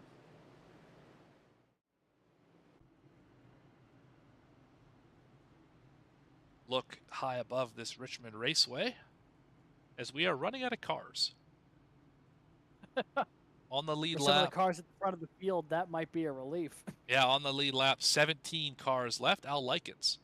Now Brandon Richardson is the last driver on the lead lap, although he is the first pit box, which would make sense as to why he is currently last car on the lead lap. So 17 of them. Let's quickly run through them. I think now's as good a time as any, as we're under caution. Holloway is your leader. Grant Thorpe is in second. Raider is third. Justice Murphy, Michael Call. Caleb Gilbert is in sixth. Grant Turner hanging tough in seventh. Loveland is eighth. Jeremy Burns recovering nicely after the spin is ninth. Picklesheimer 10th. Carter Linz in 11th. Forget is in 12th. Erhardt 13th. Schaefer 14th. Goya 15th.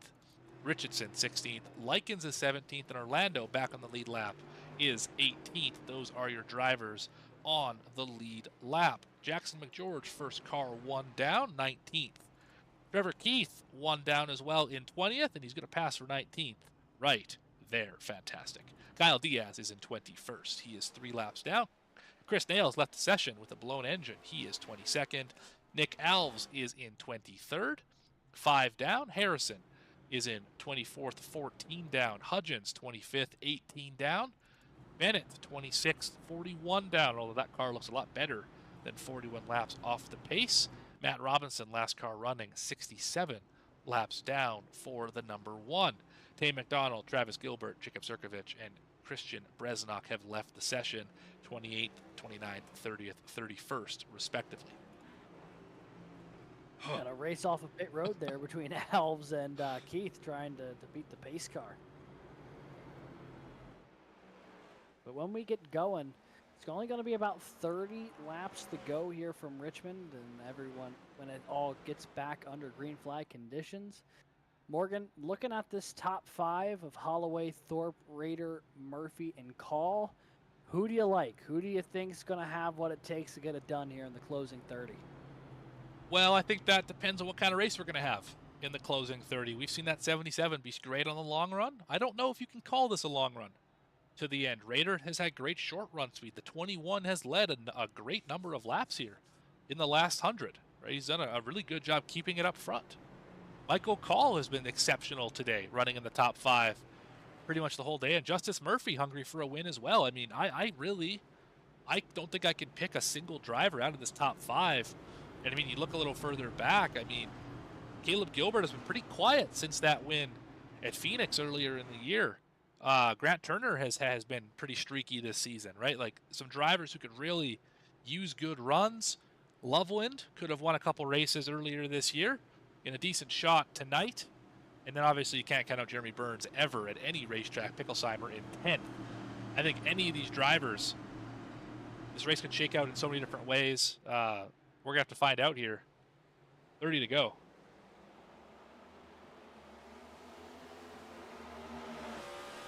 Raider immediately going to look to the inside here in 1. Holloway not able to get all the way down to the apron. 3 wide for the lead. The 21 had some contact. Oh, they're wrecking. wrecking. Murphy into the they're inside wrecking. wall. Big Heavy time. damage. Well, Oh, Justice Murphy's day might be done. well, we are still green. That's even worse for the 12. That's going to take him out of contention. Boy. Absolutely. We're How still many 3 times wide. this season have we seen the 12 in the top 5 in the closing stages just for something to fall apart right before the end? Yeah, too many times is the answer. Here we go for the lead. These guys have been Oh, more door banging. They've been doing this for the past 20 laps. just going to say that all day. These two drivers have been glued together, and they have been driving into each other this entire race. Going to use them up a little bit, push them to the high lane. Is Raider. Let's see if he gets pinched off the corner here. Oh, Picklesheimer's around. 43. Oh, great save. Goodness gracious. As Raider's going to clear for the lead. Oh, caution is out. Oh, big crash. Oh, Loveland's boy. in it. Loveland, Jackson McGeorge. Picklesheimer Looks like again. Lynn's trying to sneak on by. All right, well, let's Boy, have... man, it's just the heart rate over the past like 3 laps just spiking up and down. Now let's go see what happened Almost here. a caution, not a caution. Almost a caution, not a caution. Then the big one again. And Yeah, so we're going to see the 43, I think, go for a ride here. We do not. Oh, yeah, that's where he goes for a ride. Okay. We got Lynn's on the bottom. Oh, Lynn's just drifted off the racetrack and got him. That's all that was. And then drivers trying to avoid it. And I don't know what the 98 was doing, but he was not slowing down for that. No, he was not. Let's ride on board with that 98 car because, yeah, he came in there hot and heavy, so to speak. Yeah, for folks watching at home, brace for impact here with the onboard of the 98.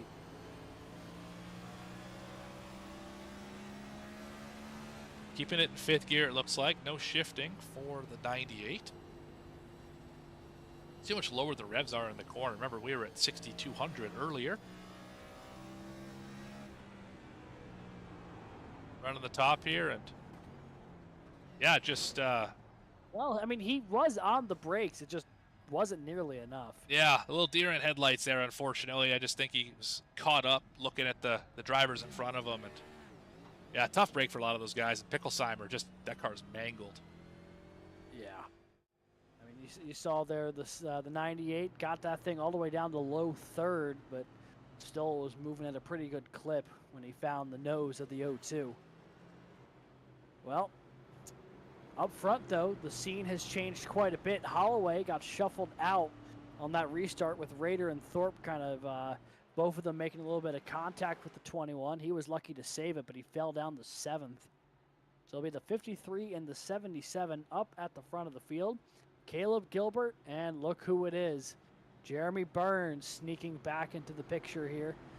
For Jett and Turner, your top 6. And don't forget about this 19. Yeah, it has been a battle tonight for the 19 after the incident with the 24, but now finds himself in the top 5, up 19 spots from where he qualified. It's been quite the evening there for Mr. Forget. And I think if that 21, Holloway, ever finds himself on the back bumper of the 53, we may see a AD 2.0, if you will. A little lost in Well, Dillon. I mean, hey, he made a little bit of contact, I think, with both the 53 and the 77. He might be able to do the picture-perfect rendition. He got moved pretty good in turn 1 with that 3-wide dive to the inside that Raider did. Moved him out of the groove and effectively caused one of those cautions, just the way that everything shook out, unfortunately. You know, the way that it works off of turn 2, it's tight out there, and 21 was off the pace, just trying to collect himself and cause some stuff to happen behind him. Obviously, I don't hope that anyone intentionally wrecks anyone. That's just against the sport. Yeah. That's just against racing in general. But I wouldn't be surprised if some of these drivers got in close proximity. There may be some bump and runs, as they say. Yeah, a little bit of cage rattling. I mean, even this 53-77 battle, these guys have been door that's each been other wild. for 50 laps. It has just been non-stop with those two, and the fact they're restarting side by side makes me think we'll see even more of it here on the restart. Raider and Thorpe, Gilbert and Burns, Turner and Forget, Erhardt, Holloway, Likens, and Linz. Your top 10 as we make our way back to the start-finish line. It'll be just over 20 laps to go when they kick the green flag once again. Will this be the final restart of the night? Oh, not a good jump for the 77.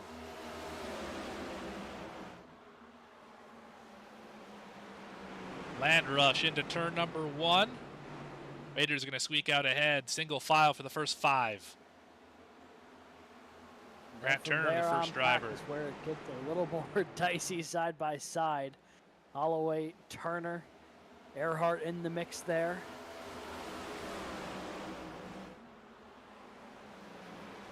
Way high lane for that 19. And see if he can get the run off the corner. He does get a pretty good drive out there. Oh, big loose for Likens. Going to keep it pointed in the correct direction. Don't go 3 wide. Don't do it.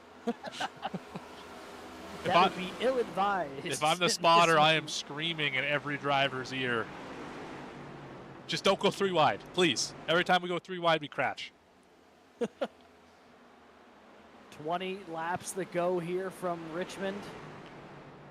A lot of action still unfolding in the top 10 here. Michael Call to the back bumper of Grant Turner. Carter Lynn's in on the scene as well. Now we're going 3 wide into turn 1. 3 wide. 39 in the middle of it. Goodness gracious. They made it stick. Lynn's lost 2 in that one corner. That's a tough break. For the 66. Good battle here. Back half of the top 10. Absolutely. Oh, big slide for the 21. Goodness. Shallow and the entry. 89 as well. We're all the sliding. 89 41. Oh, head onto the wall for the 41.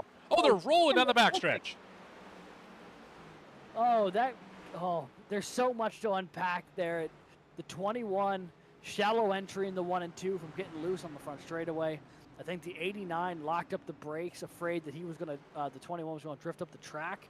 He got loose, and then that catapulted. I don't know what happened to the 41 of Erhardt, but he gets around, and that's where everything started to catapult here. Yeah, because he's where this all started. 21 got loose, obviously we saw that, but this is kind of where it all started. Oh, just free into the corner, you can see it. Car pitched way before he wanted it to, trying to save it, and boom, outside wall. And then now we got a ride on board with, I believe it was the 89, who was barrel rolling through the air. Yeah, him and Likens all got up into the outside wall as well. He's loose too. You can see the 41 slide. There. And then just caught in the worst spot. Oh boy. He's lucky to still end up on the wheels after that. Absolutely he is. That's one of those situations where you're just glad that it's in the sim, not in real life, because that would hurt. Yeah, no kidding. And Call is off the racetrack, 17th, first car 1 lap down. I don't believe he's going to come back to this session. Raider continues to lead. Now 15 to go. Laps are winding down. That they are.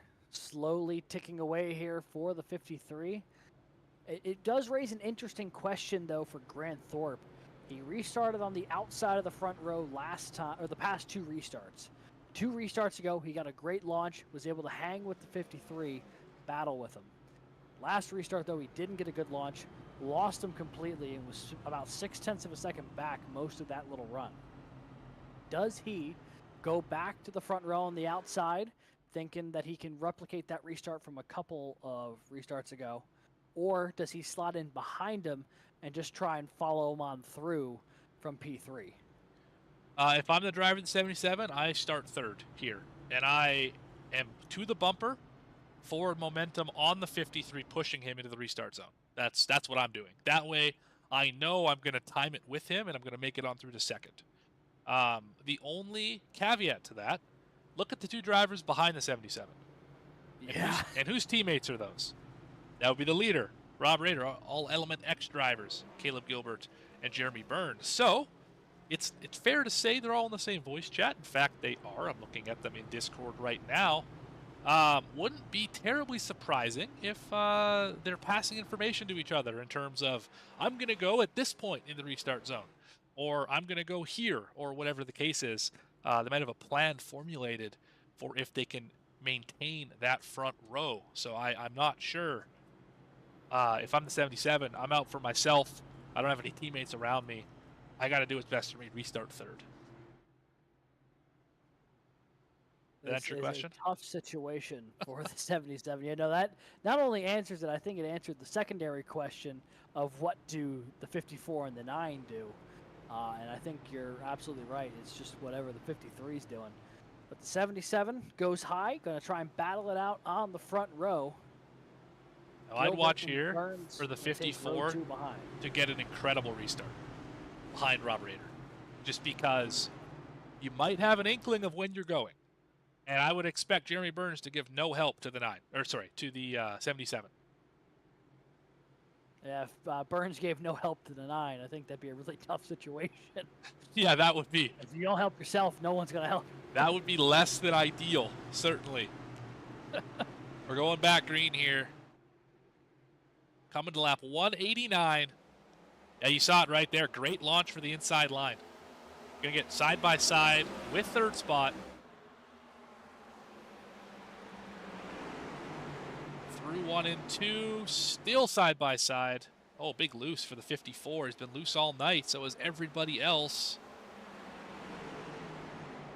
Not giving so any is room. Everybody else not named the 77. I feel like Grant Thorpe's been one of the few drivers every lap who looks like that car is still firmly planted to the racetrack. And he's going to hang on to second here. We got a great battle about the third spot. Resnock back on the racetrack. Good to see that 00 roll and moves up to 30th in the running order. You know, Holloway wants nothing more than try and get back into the race-winning picture here with the 53 and the 77. Holloway currently outside on the playoffs looking in. Oh, big slide for the 54 and the 9. The 9's around. 54's on the outside and wall. Gilbert into the wall. And that is certainly going to have to bring out a yellow. Game And there it is. changer. Again. Oh, boy. Because not only are we going to have another attempt at that restart with Thorpe and Rader, but now the complexion of the cars behind him has completely changed. Now let's check out the 54 here. You can do it from the onboard. You'll see the wheel move here quite a bit, just loose into the corner right there. It never sat properly. Save it, save it, save it, and then carbon copy what happened to the 41. Yeah, you could literally see the exact thing where he almost caught it initially and then, you know, just give it that little extra, and that's where the overcorrection comes in on the second kick to the right. Yeah, the rack and pinion steering in these next-gen cars, you can't give it that extra little bit to the right because the front tires grab and it's around. I also remember talking about it in the spring. I'll say it again. This car is the hardest car I've ever driven to save back to the right. If you start sliding towards that outside wall to the right, you cannot bring it back. It's got so much nose weight and so much cross weight to make it turn that it's in the outside wall 100% of the time, especially at this racetrack with how much nose weight you run to get it to plant the front tires. So you get this thing out of shape and it's hard to bring it back. Yeah, for sure. And, you know, now we're looking at this with, you know, Rader still at the front. Thorpe will likely take the outside again. However, now this time Rader does not have his teammates behind him. This time it is going to be the 21 of Holloway, who, if you remember back to about 40 laps ago or so, 21, the 53, and the 77 all had a bit of a run-in on a restart. And I'm sure that's fresh in the mind of the 21. And then you have the 19 of Alex Forget, who just continues to make his way up the field here. He's up 20 positions from 24th to 4th. If there was a driver in this league that I would give the nickname, Kyle Busch's nicknames, Rowdy, Wild Thing, it'd be the 19. You know, that dude can wheel a race car, but a little over aggressive at times. He's like a yo-yo throughout the day, and he finds himself up at the front more often than not. But I can guarantee you that 19 is going to make it very interesting as we come down here. About 5 laps to go. I think when we get green, we might be about 5 laps to go here. And this is going to be a shootout here at Richmond. That it is. And also, you know, I'm looking at this top 10, and, you know, a couple of names that stand out to me are cars who had issues earlier in the race and now find themselves back in the hunt. Guys like the 23 of Christopher Schaefer, folks like the 43 of Dylan Picklesheimer, Kevin Orlando Jr., Justice Murphy, all of these guys, people who had issues not all that long ago, and now are still continuing to battle it out in the top 10. And Justice Murphy trying to bring a Whelen modified car to a top 10 finish here tonight. Yeah, he is the leading modified in this race. That should be worth bonus points, I would think. I said it, therefore it must be true. Anyway, I want to give a big shout out to the 23, Christopher Schaefer. I mean, this dude is having a whale of a race. Qualified, not great, 26th, up 20 spots here in the top 10, and he's just survived all the incidents, done a really great job. And you know, whatever happens in this race, you can hang your hat on it that he had a good day going, whether it finishes up here in the top 10 or otherwise with 5 laps to go. So good work on the 23. And yeah, oh, sorry, Murphy, not the leading modified. That would be Picklesheimer directly in front of him. Yeah, a little modified battle there, 4th and 5th on the inside row.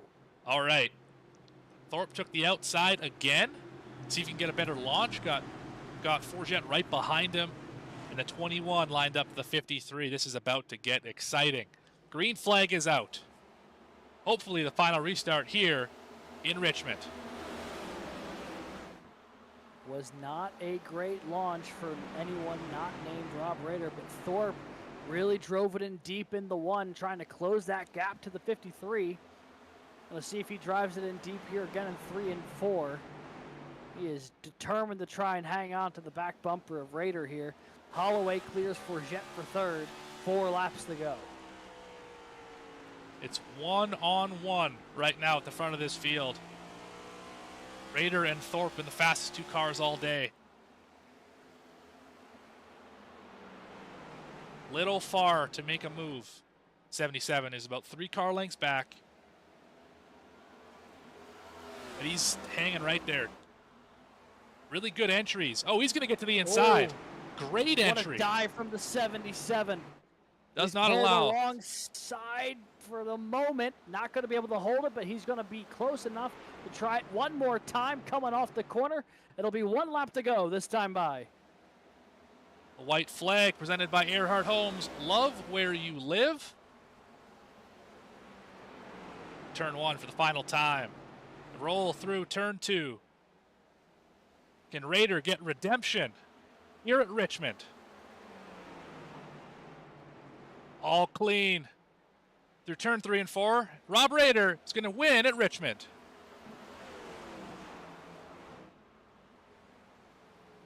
Grant Thorpe, Daniel Holloway, the podium finisher here. The 77 with, I think it was 2 laps to go there, had the moment, had the lunge in. It was as close as he got, was to the back corner panel of the 53.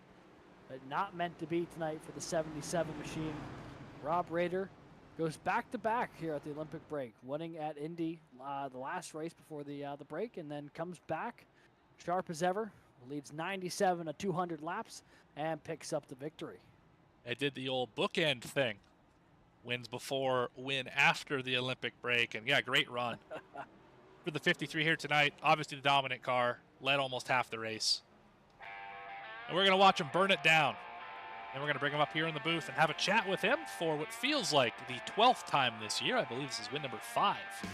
Actually, this would be win number 6, win number 5 that counts for the 53. Remember, he won at Phoenix earlier in the year, had that win stripped, given to his teammate, Caleb Gilbert. And great points day as well for the 21, that's got to be said.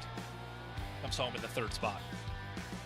Yeah, critical points day for him. Obviously, he would have liked the win to lock himself in, but P3 points is going to be critical in his hunt to try and point his way into the playoffs here, especially with some other cars ahead of him having less than banner days.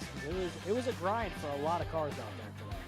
Bad, he's trying to do the drifting around turn 3 and 4, get that thing burnt right down to the ground.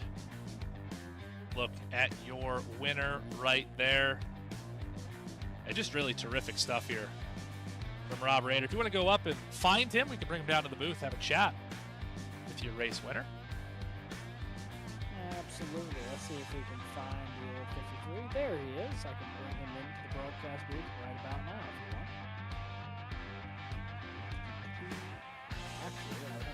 See, there it is. Well, Rob Rader, your winner here at Richmond. Can't say I'm terribly surprised, considering how Indianapolis ended. And I think since we've implemented the interview the winner on the front stretch rule, you have won the majority of your races and more than anyone else in that span. Do you just like talking to us Maybe that that's the much? secret. I do actually. It's always a good time when you get to talk to the old V-Speed guys. Well, we appreciate that. Obviously, you put it on him here tonight. 97 laps led. It looked like you threw it away. I think that's a fair way to put it. That pit stop where you missed pit road, lost a ton of time just to get bailed out a lap later. You know, how do you set yourself up in that situation? And why is the luck always on your side? Well, good question. So it's all rigged. So start there. We've got a script that we read everything off of. I'll get all the guys on board with at the beginning of the week. Seriously though, yeah, missing pit road was unfortunate, but I had a big enough lead there. I really wasn't too concerned about it. I figured, as long as I didn't do it again, I'd probably still have a decent shot at winning the race. I actually felt like the caution kind of screwed me over a bit because I had to work my way back through 8 or 9 cars to get back to the front. But trying to pit there with a 3-second lead or whatever I had, my main goal was just don't try to get to pit road too quickly and miss pit road, right? So the problem was I was being so careful. The back end of the car was kind of kicking out a little bit under braking, a lot of rear brake in the car. And so the back end kept kind of wanting to come out from behind me, so being pretty careful on the brakes, and I just flat out didn't brake hard enough. So just a stupid mistake, but fortunately able to rebound. Yeah, a lot of drivers obviously suffering from loose on entry into turn number 1, too much rear brake. I think 44% is default or something like that in this car. Like, it's just crazy the amount of rear brake required. We saw the majority of the incidents going into turn 1, car slipping and sliding. What were you able to do differently to keep the car under control? Because I don't think we saw you slip at all on entry of turn 1. Well, yeah, for the most part, I was able to keep it under control. But the key was I was dialing a lot of front brake back in the car as the race went on. I think I was up 3.5%.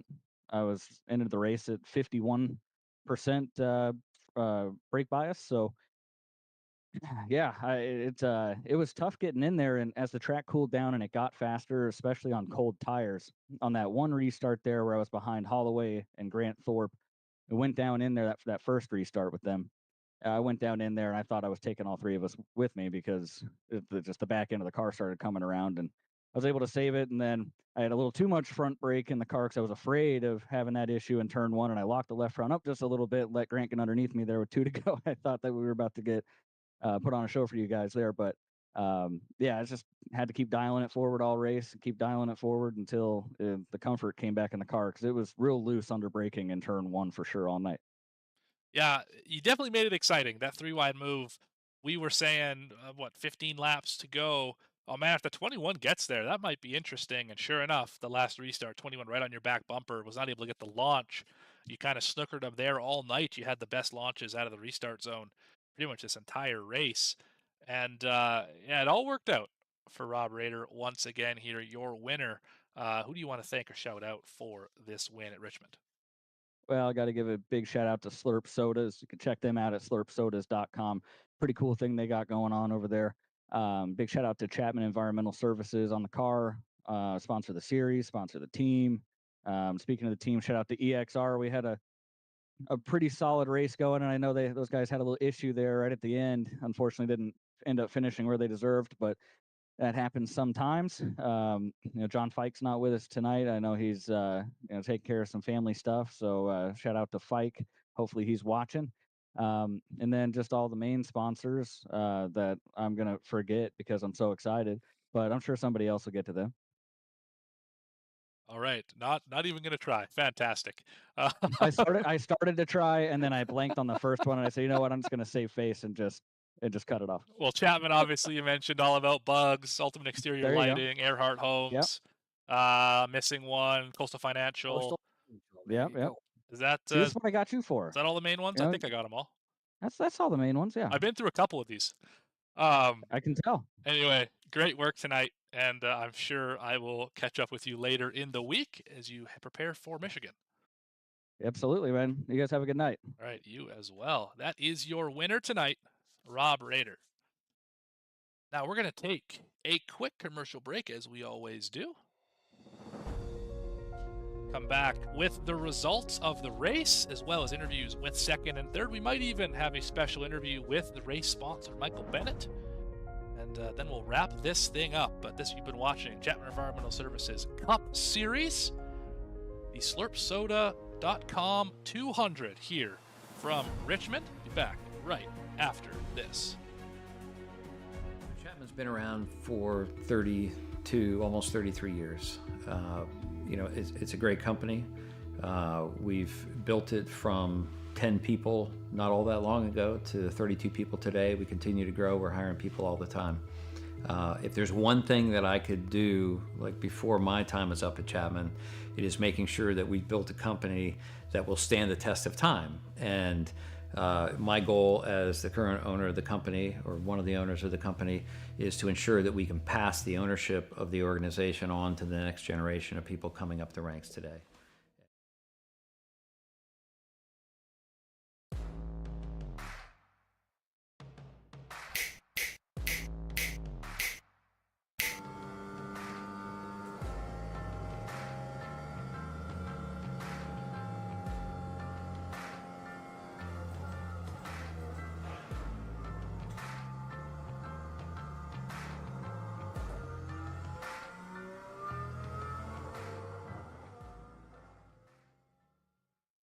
One area of our business where we impact the local communities pretty heavily is the school systems. So we work for school systems all over the northern part of the state of New Jersey. We operate their water systems, their wastewater systems. We do a lot of their permitting and compliance work, and we ensure that the water that the kids drink is clean. We go out and do the sampling to ensure that it's not contaminated. And we also treat the wastewater that's being generated at a lot of these facilities as well before it gets discharged to the environment. So we are supporting the local community through supporting the boards of education and the local school systems. All About Bugs Tennessee Pest and Termite Control is all about family too. Our family-owned business has successfully been in operation in Sevierville and surrounding areas for almost a decade. Especially during these times, a pest-free home is necessary for a sustainable, disease-free home or business. Our services include residential, rental, commercial, hotel, motel, cabins, you name it. Free quotes and inspections for new customers, and most of our services are contract-free. Our All About Bugs Tennessee family is devoted to delivering the best possible pest control service with a friendly smile. Contact us at 865-453-5574 today. If it's bugging you, you should be bugging us.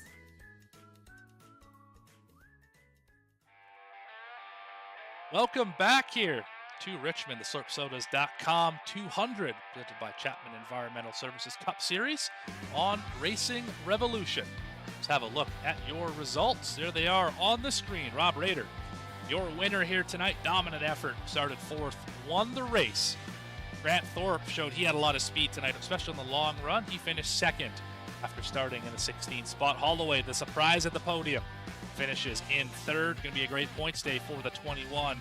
Will help him climb ever closer to 16th spot in points. Alex Forget finishes fourth. Carter Linz, sneaky top 5 for the 66. Great run for Schaefer, up 20 spots to the 6th position. Grant Turner holds tough in the 7th place. Justice Murphy, bit of a rough ending to what was otherwise a promising event, finishes in 8th. Jeremy Burns matches the car number in 9th after starting in 3rd. Kevin Orlando Jr., we saw that car all the way around with no front bumper. He finishes 10th after starting in the 25th position. Move on to 11th spot, Caleb Gilbert. We saw him sideways, ended up spinning later in the event. He finishes 11th. Still a decent points day for the 54. Picklesheimer, tough day for him, but 12th. Ends on a high note. Al Likens with a solid run, finishes 13th. Brandon Richardson one of his better runs of the season, finishes 14th after starting 31st. He was the last driver on the lead lap. Joe Goya in the 17 will finish 15th after starting 29th. Trevor Keith, tough run, ran up front for a lot of the day. He will fall back to 16th after starting in second. Jackson McGeorge had a tough night, finishes 17th. Kyle Diaz in 18th. Loveland in 19th after running up at the front for a lot of the race, 3 laps down. Nick Alves 20th in the 24. 21st was Harrison. Terrific rebound considering he was last for a lot of this race. First driver to have an issue here tonight. Finishes 14 laps down in 21st. Michael Call right behind him in 22nd. Erhardt led a bunch of this race, finishes 23rd after contact with the outside wall. Hudgens, 24th in the 84, did not have a great start and was able to keep it rolling. Chris Nail finishes 25th after heavy contact with the turn 2 wall. Bennett in the Slurp Sodas machine finishes 26th. 27th for Robinson, 28th for McDonald, Bresnock in 29th, and 30th for Gilbert, who started on the pole here tonight. Last car in the race, Jacob Sirkovich in the 18, caught up in an early incident and was unable to continue. And that is the running order for tonight. Alex, I think it's time to talk to our second place finisher. Absolutely. And joining us in the booth here, runner-up tonight, driver of the 77, Grant Thorpe. Grant, congrats on the run here tonight. Up 14 spots from where you qualified. Just missed out on the big one there, but talk us a little bit through your night. Seemed like you had a wicked fast car tonight, and we're up near the front a good bit of tonight's race. Yeah, got into a little bit of an incident early. There's a pretty big checkup on initial start. Got a little bit of nose damage. Just kind of slowly picked people off one by one.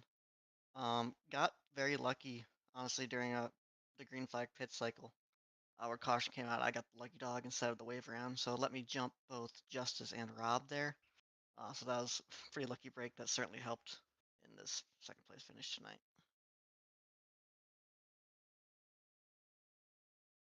Yeah, obviously it was a pretty strong run for you, and that damage did seem to be pretty prevalent throughout the race. We were able to see it on the stream here.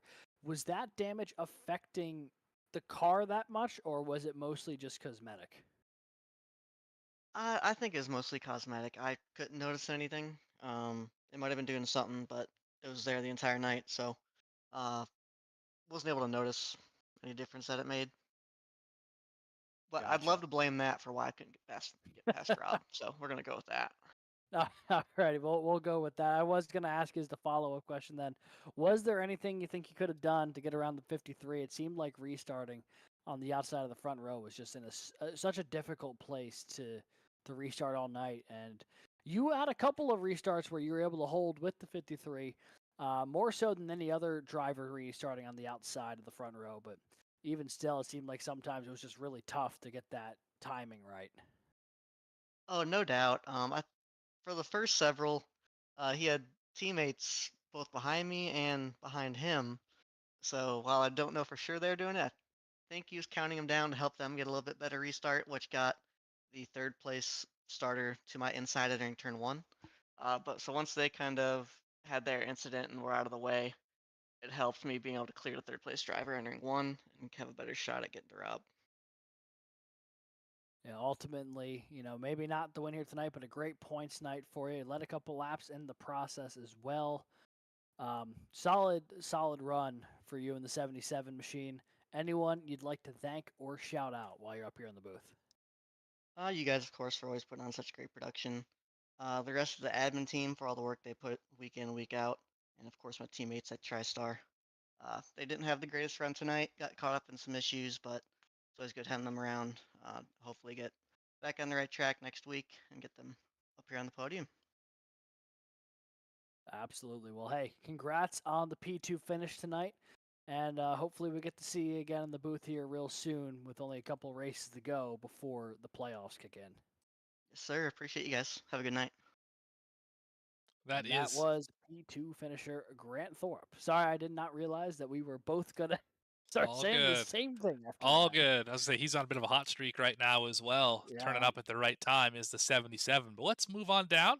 One spot down the podium to our third place finisher tonight. Alex is standing by, doing the sprint down pit road as it happens with the Candyman, Daniel Holloway.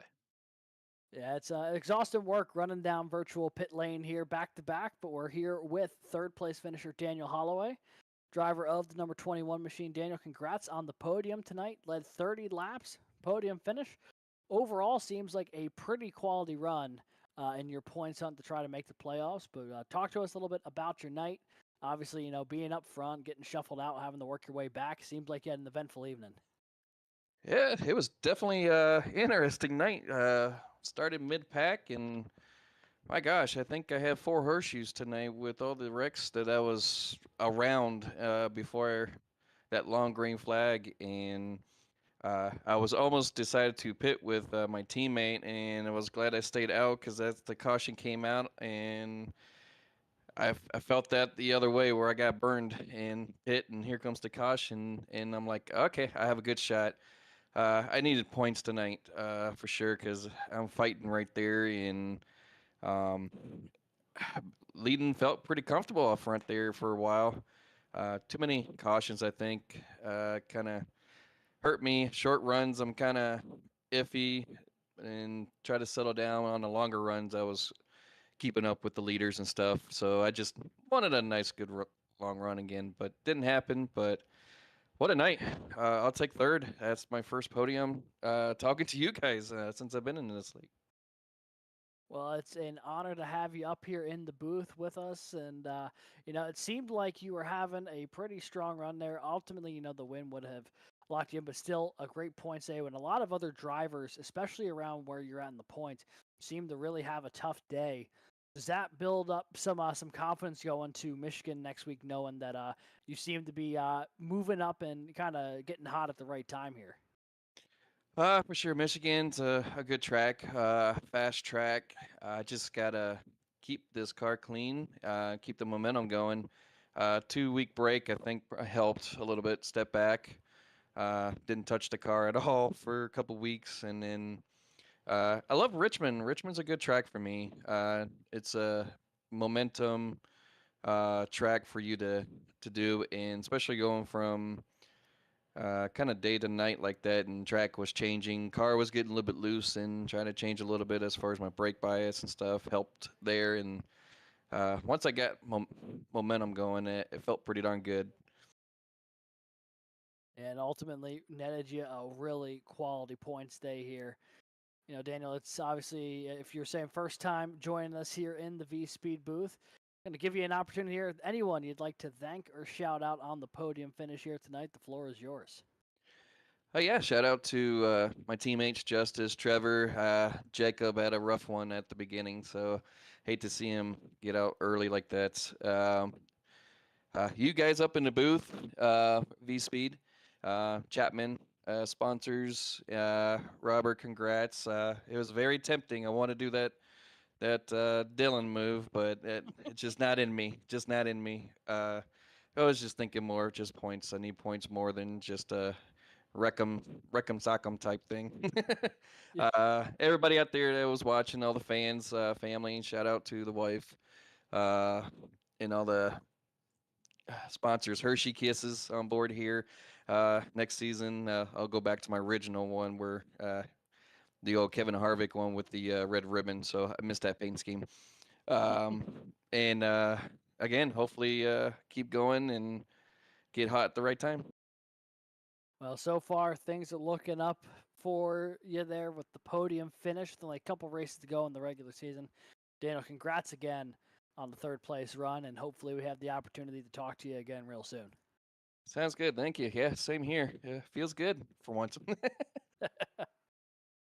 Right that on. was the driver of the 21 machine, Daniel Holloway. Yeah, first podium of the year could not come at a better time for somebody who is deep in the points battle. So good for Daniel Holloway, the Candyman, finishing in third tonight. That is about going to do it for us. You have been watching the Chapman Environmental Services Cup Series, and more specifically, the slurpsodas.com 200 here from Richmond. Let's have a look at the schedule. There it is on your screen. Don't forget to join us next week, the Irish Hills of Michigan, race number 22, August 21st, here, 8:30 p.m. Eastern on V-Speed all season long.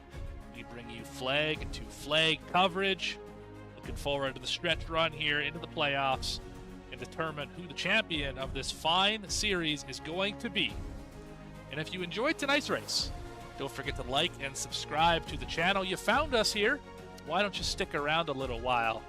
It's been great having you all on board, and excited to see you here next week at Michigan and for all the races throughout the rest of the season. And if you want more racing action, starting next week, we're about to have 4, 5, 6, maybe even 7 broadcasts a week. It's going to be brilliant. It's going to be incredible here on V-Speed. A lot of racing action, all sorts of cars. I know for a fact we've got trucks, Xfinity, Cup, ARCA, anything you could want here on the service on the oval racing side of things. It will be a good rest of the season into the fall and winter. With all that being said, for everyone here at V-Speed, Adam Baker, Eddie Smith, Bradley Cooper, and my co-commentator Alex Gagnon, I've been Morgan Cook. Have a great evening. Thank you, and good night. So Chapman's been around for 32, almost 33 years. It's a great company. We've built it from 10 people not all that long ago to 32 people today. We continue to grow. We're hiring people all the time. If there's one thing that I could do, like before my time is up at Chapman, it is making sure that we've built a company that will stand the test of time. And my goal as the current owner of the company, or one of the owners of the company, is to ensure that we can pass the ownership of the organization on to the next generation of people coming up the ranks today.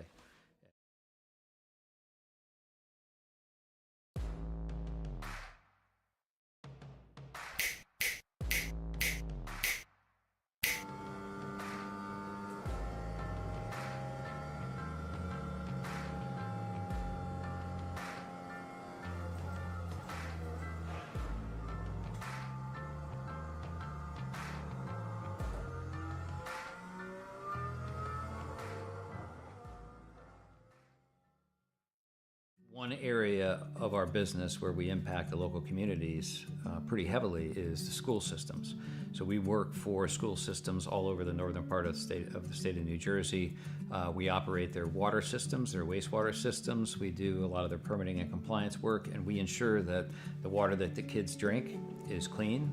We go out and do the sampling to ensure that it's not contaminated. And we also treat the wastewater that's being generated at a lot of these facilities as well before it gets discharged to the environment. So we are supporting the local community through supporting the boards of education and the local school systems.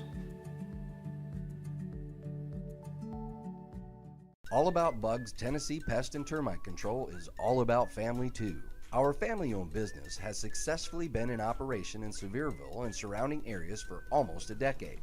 Especially during these times, a pest-free home is necessary for a sustainable, disease-free home or business. Our services include residential, rental, commercial, hotel, motel, cabins, you name it.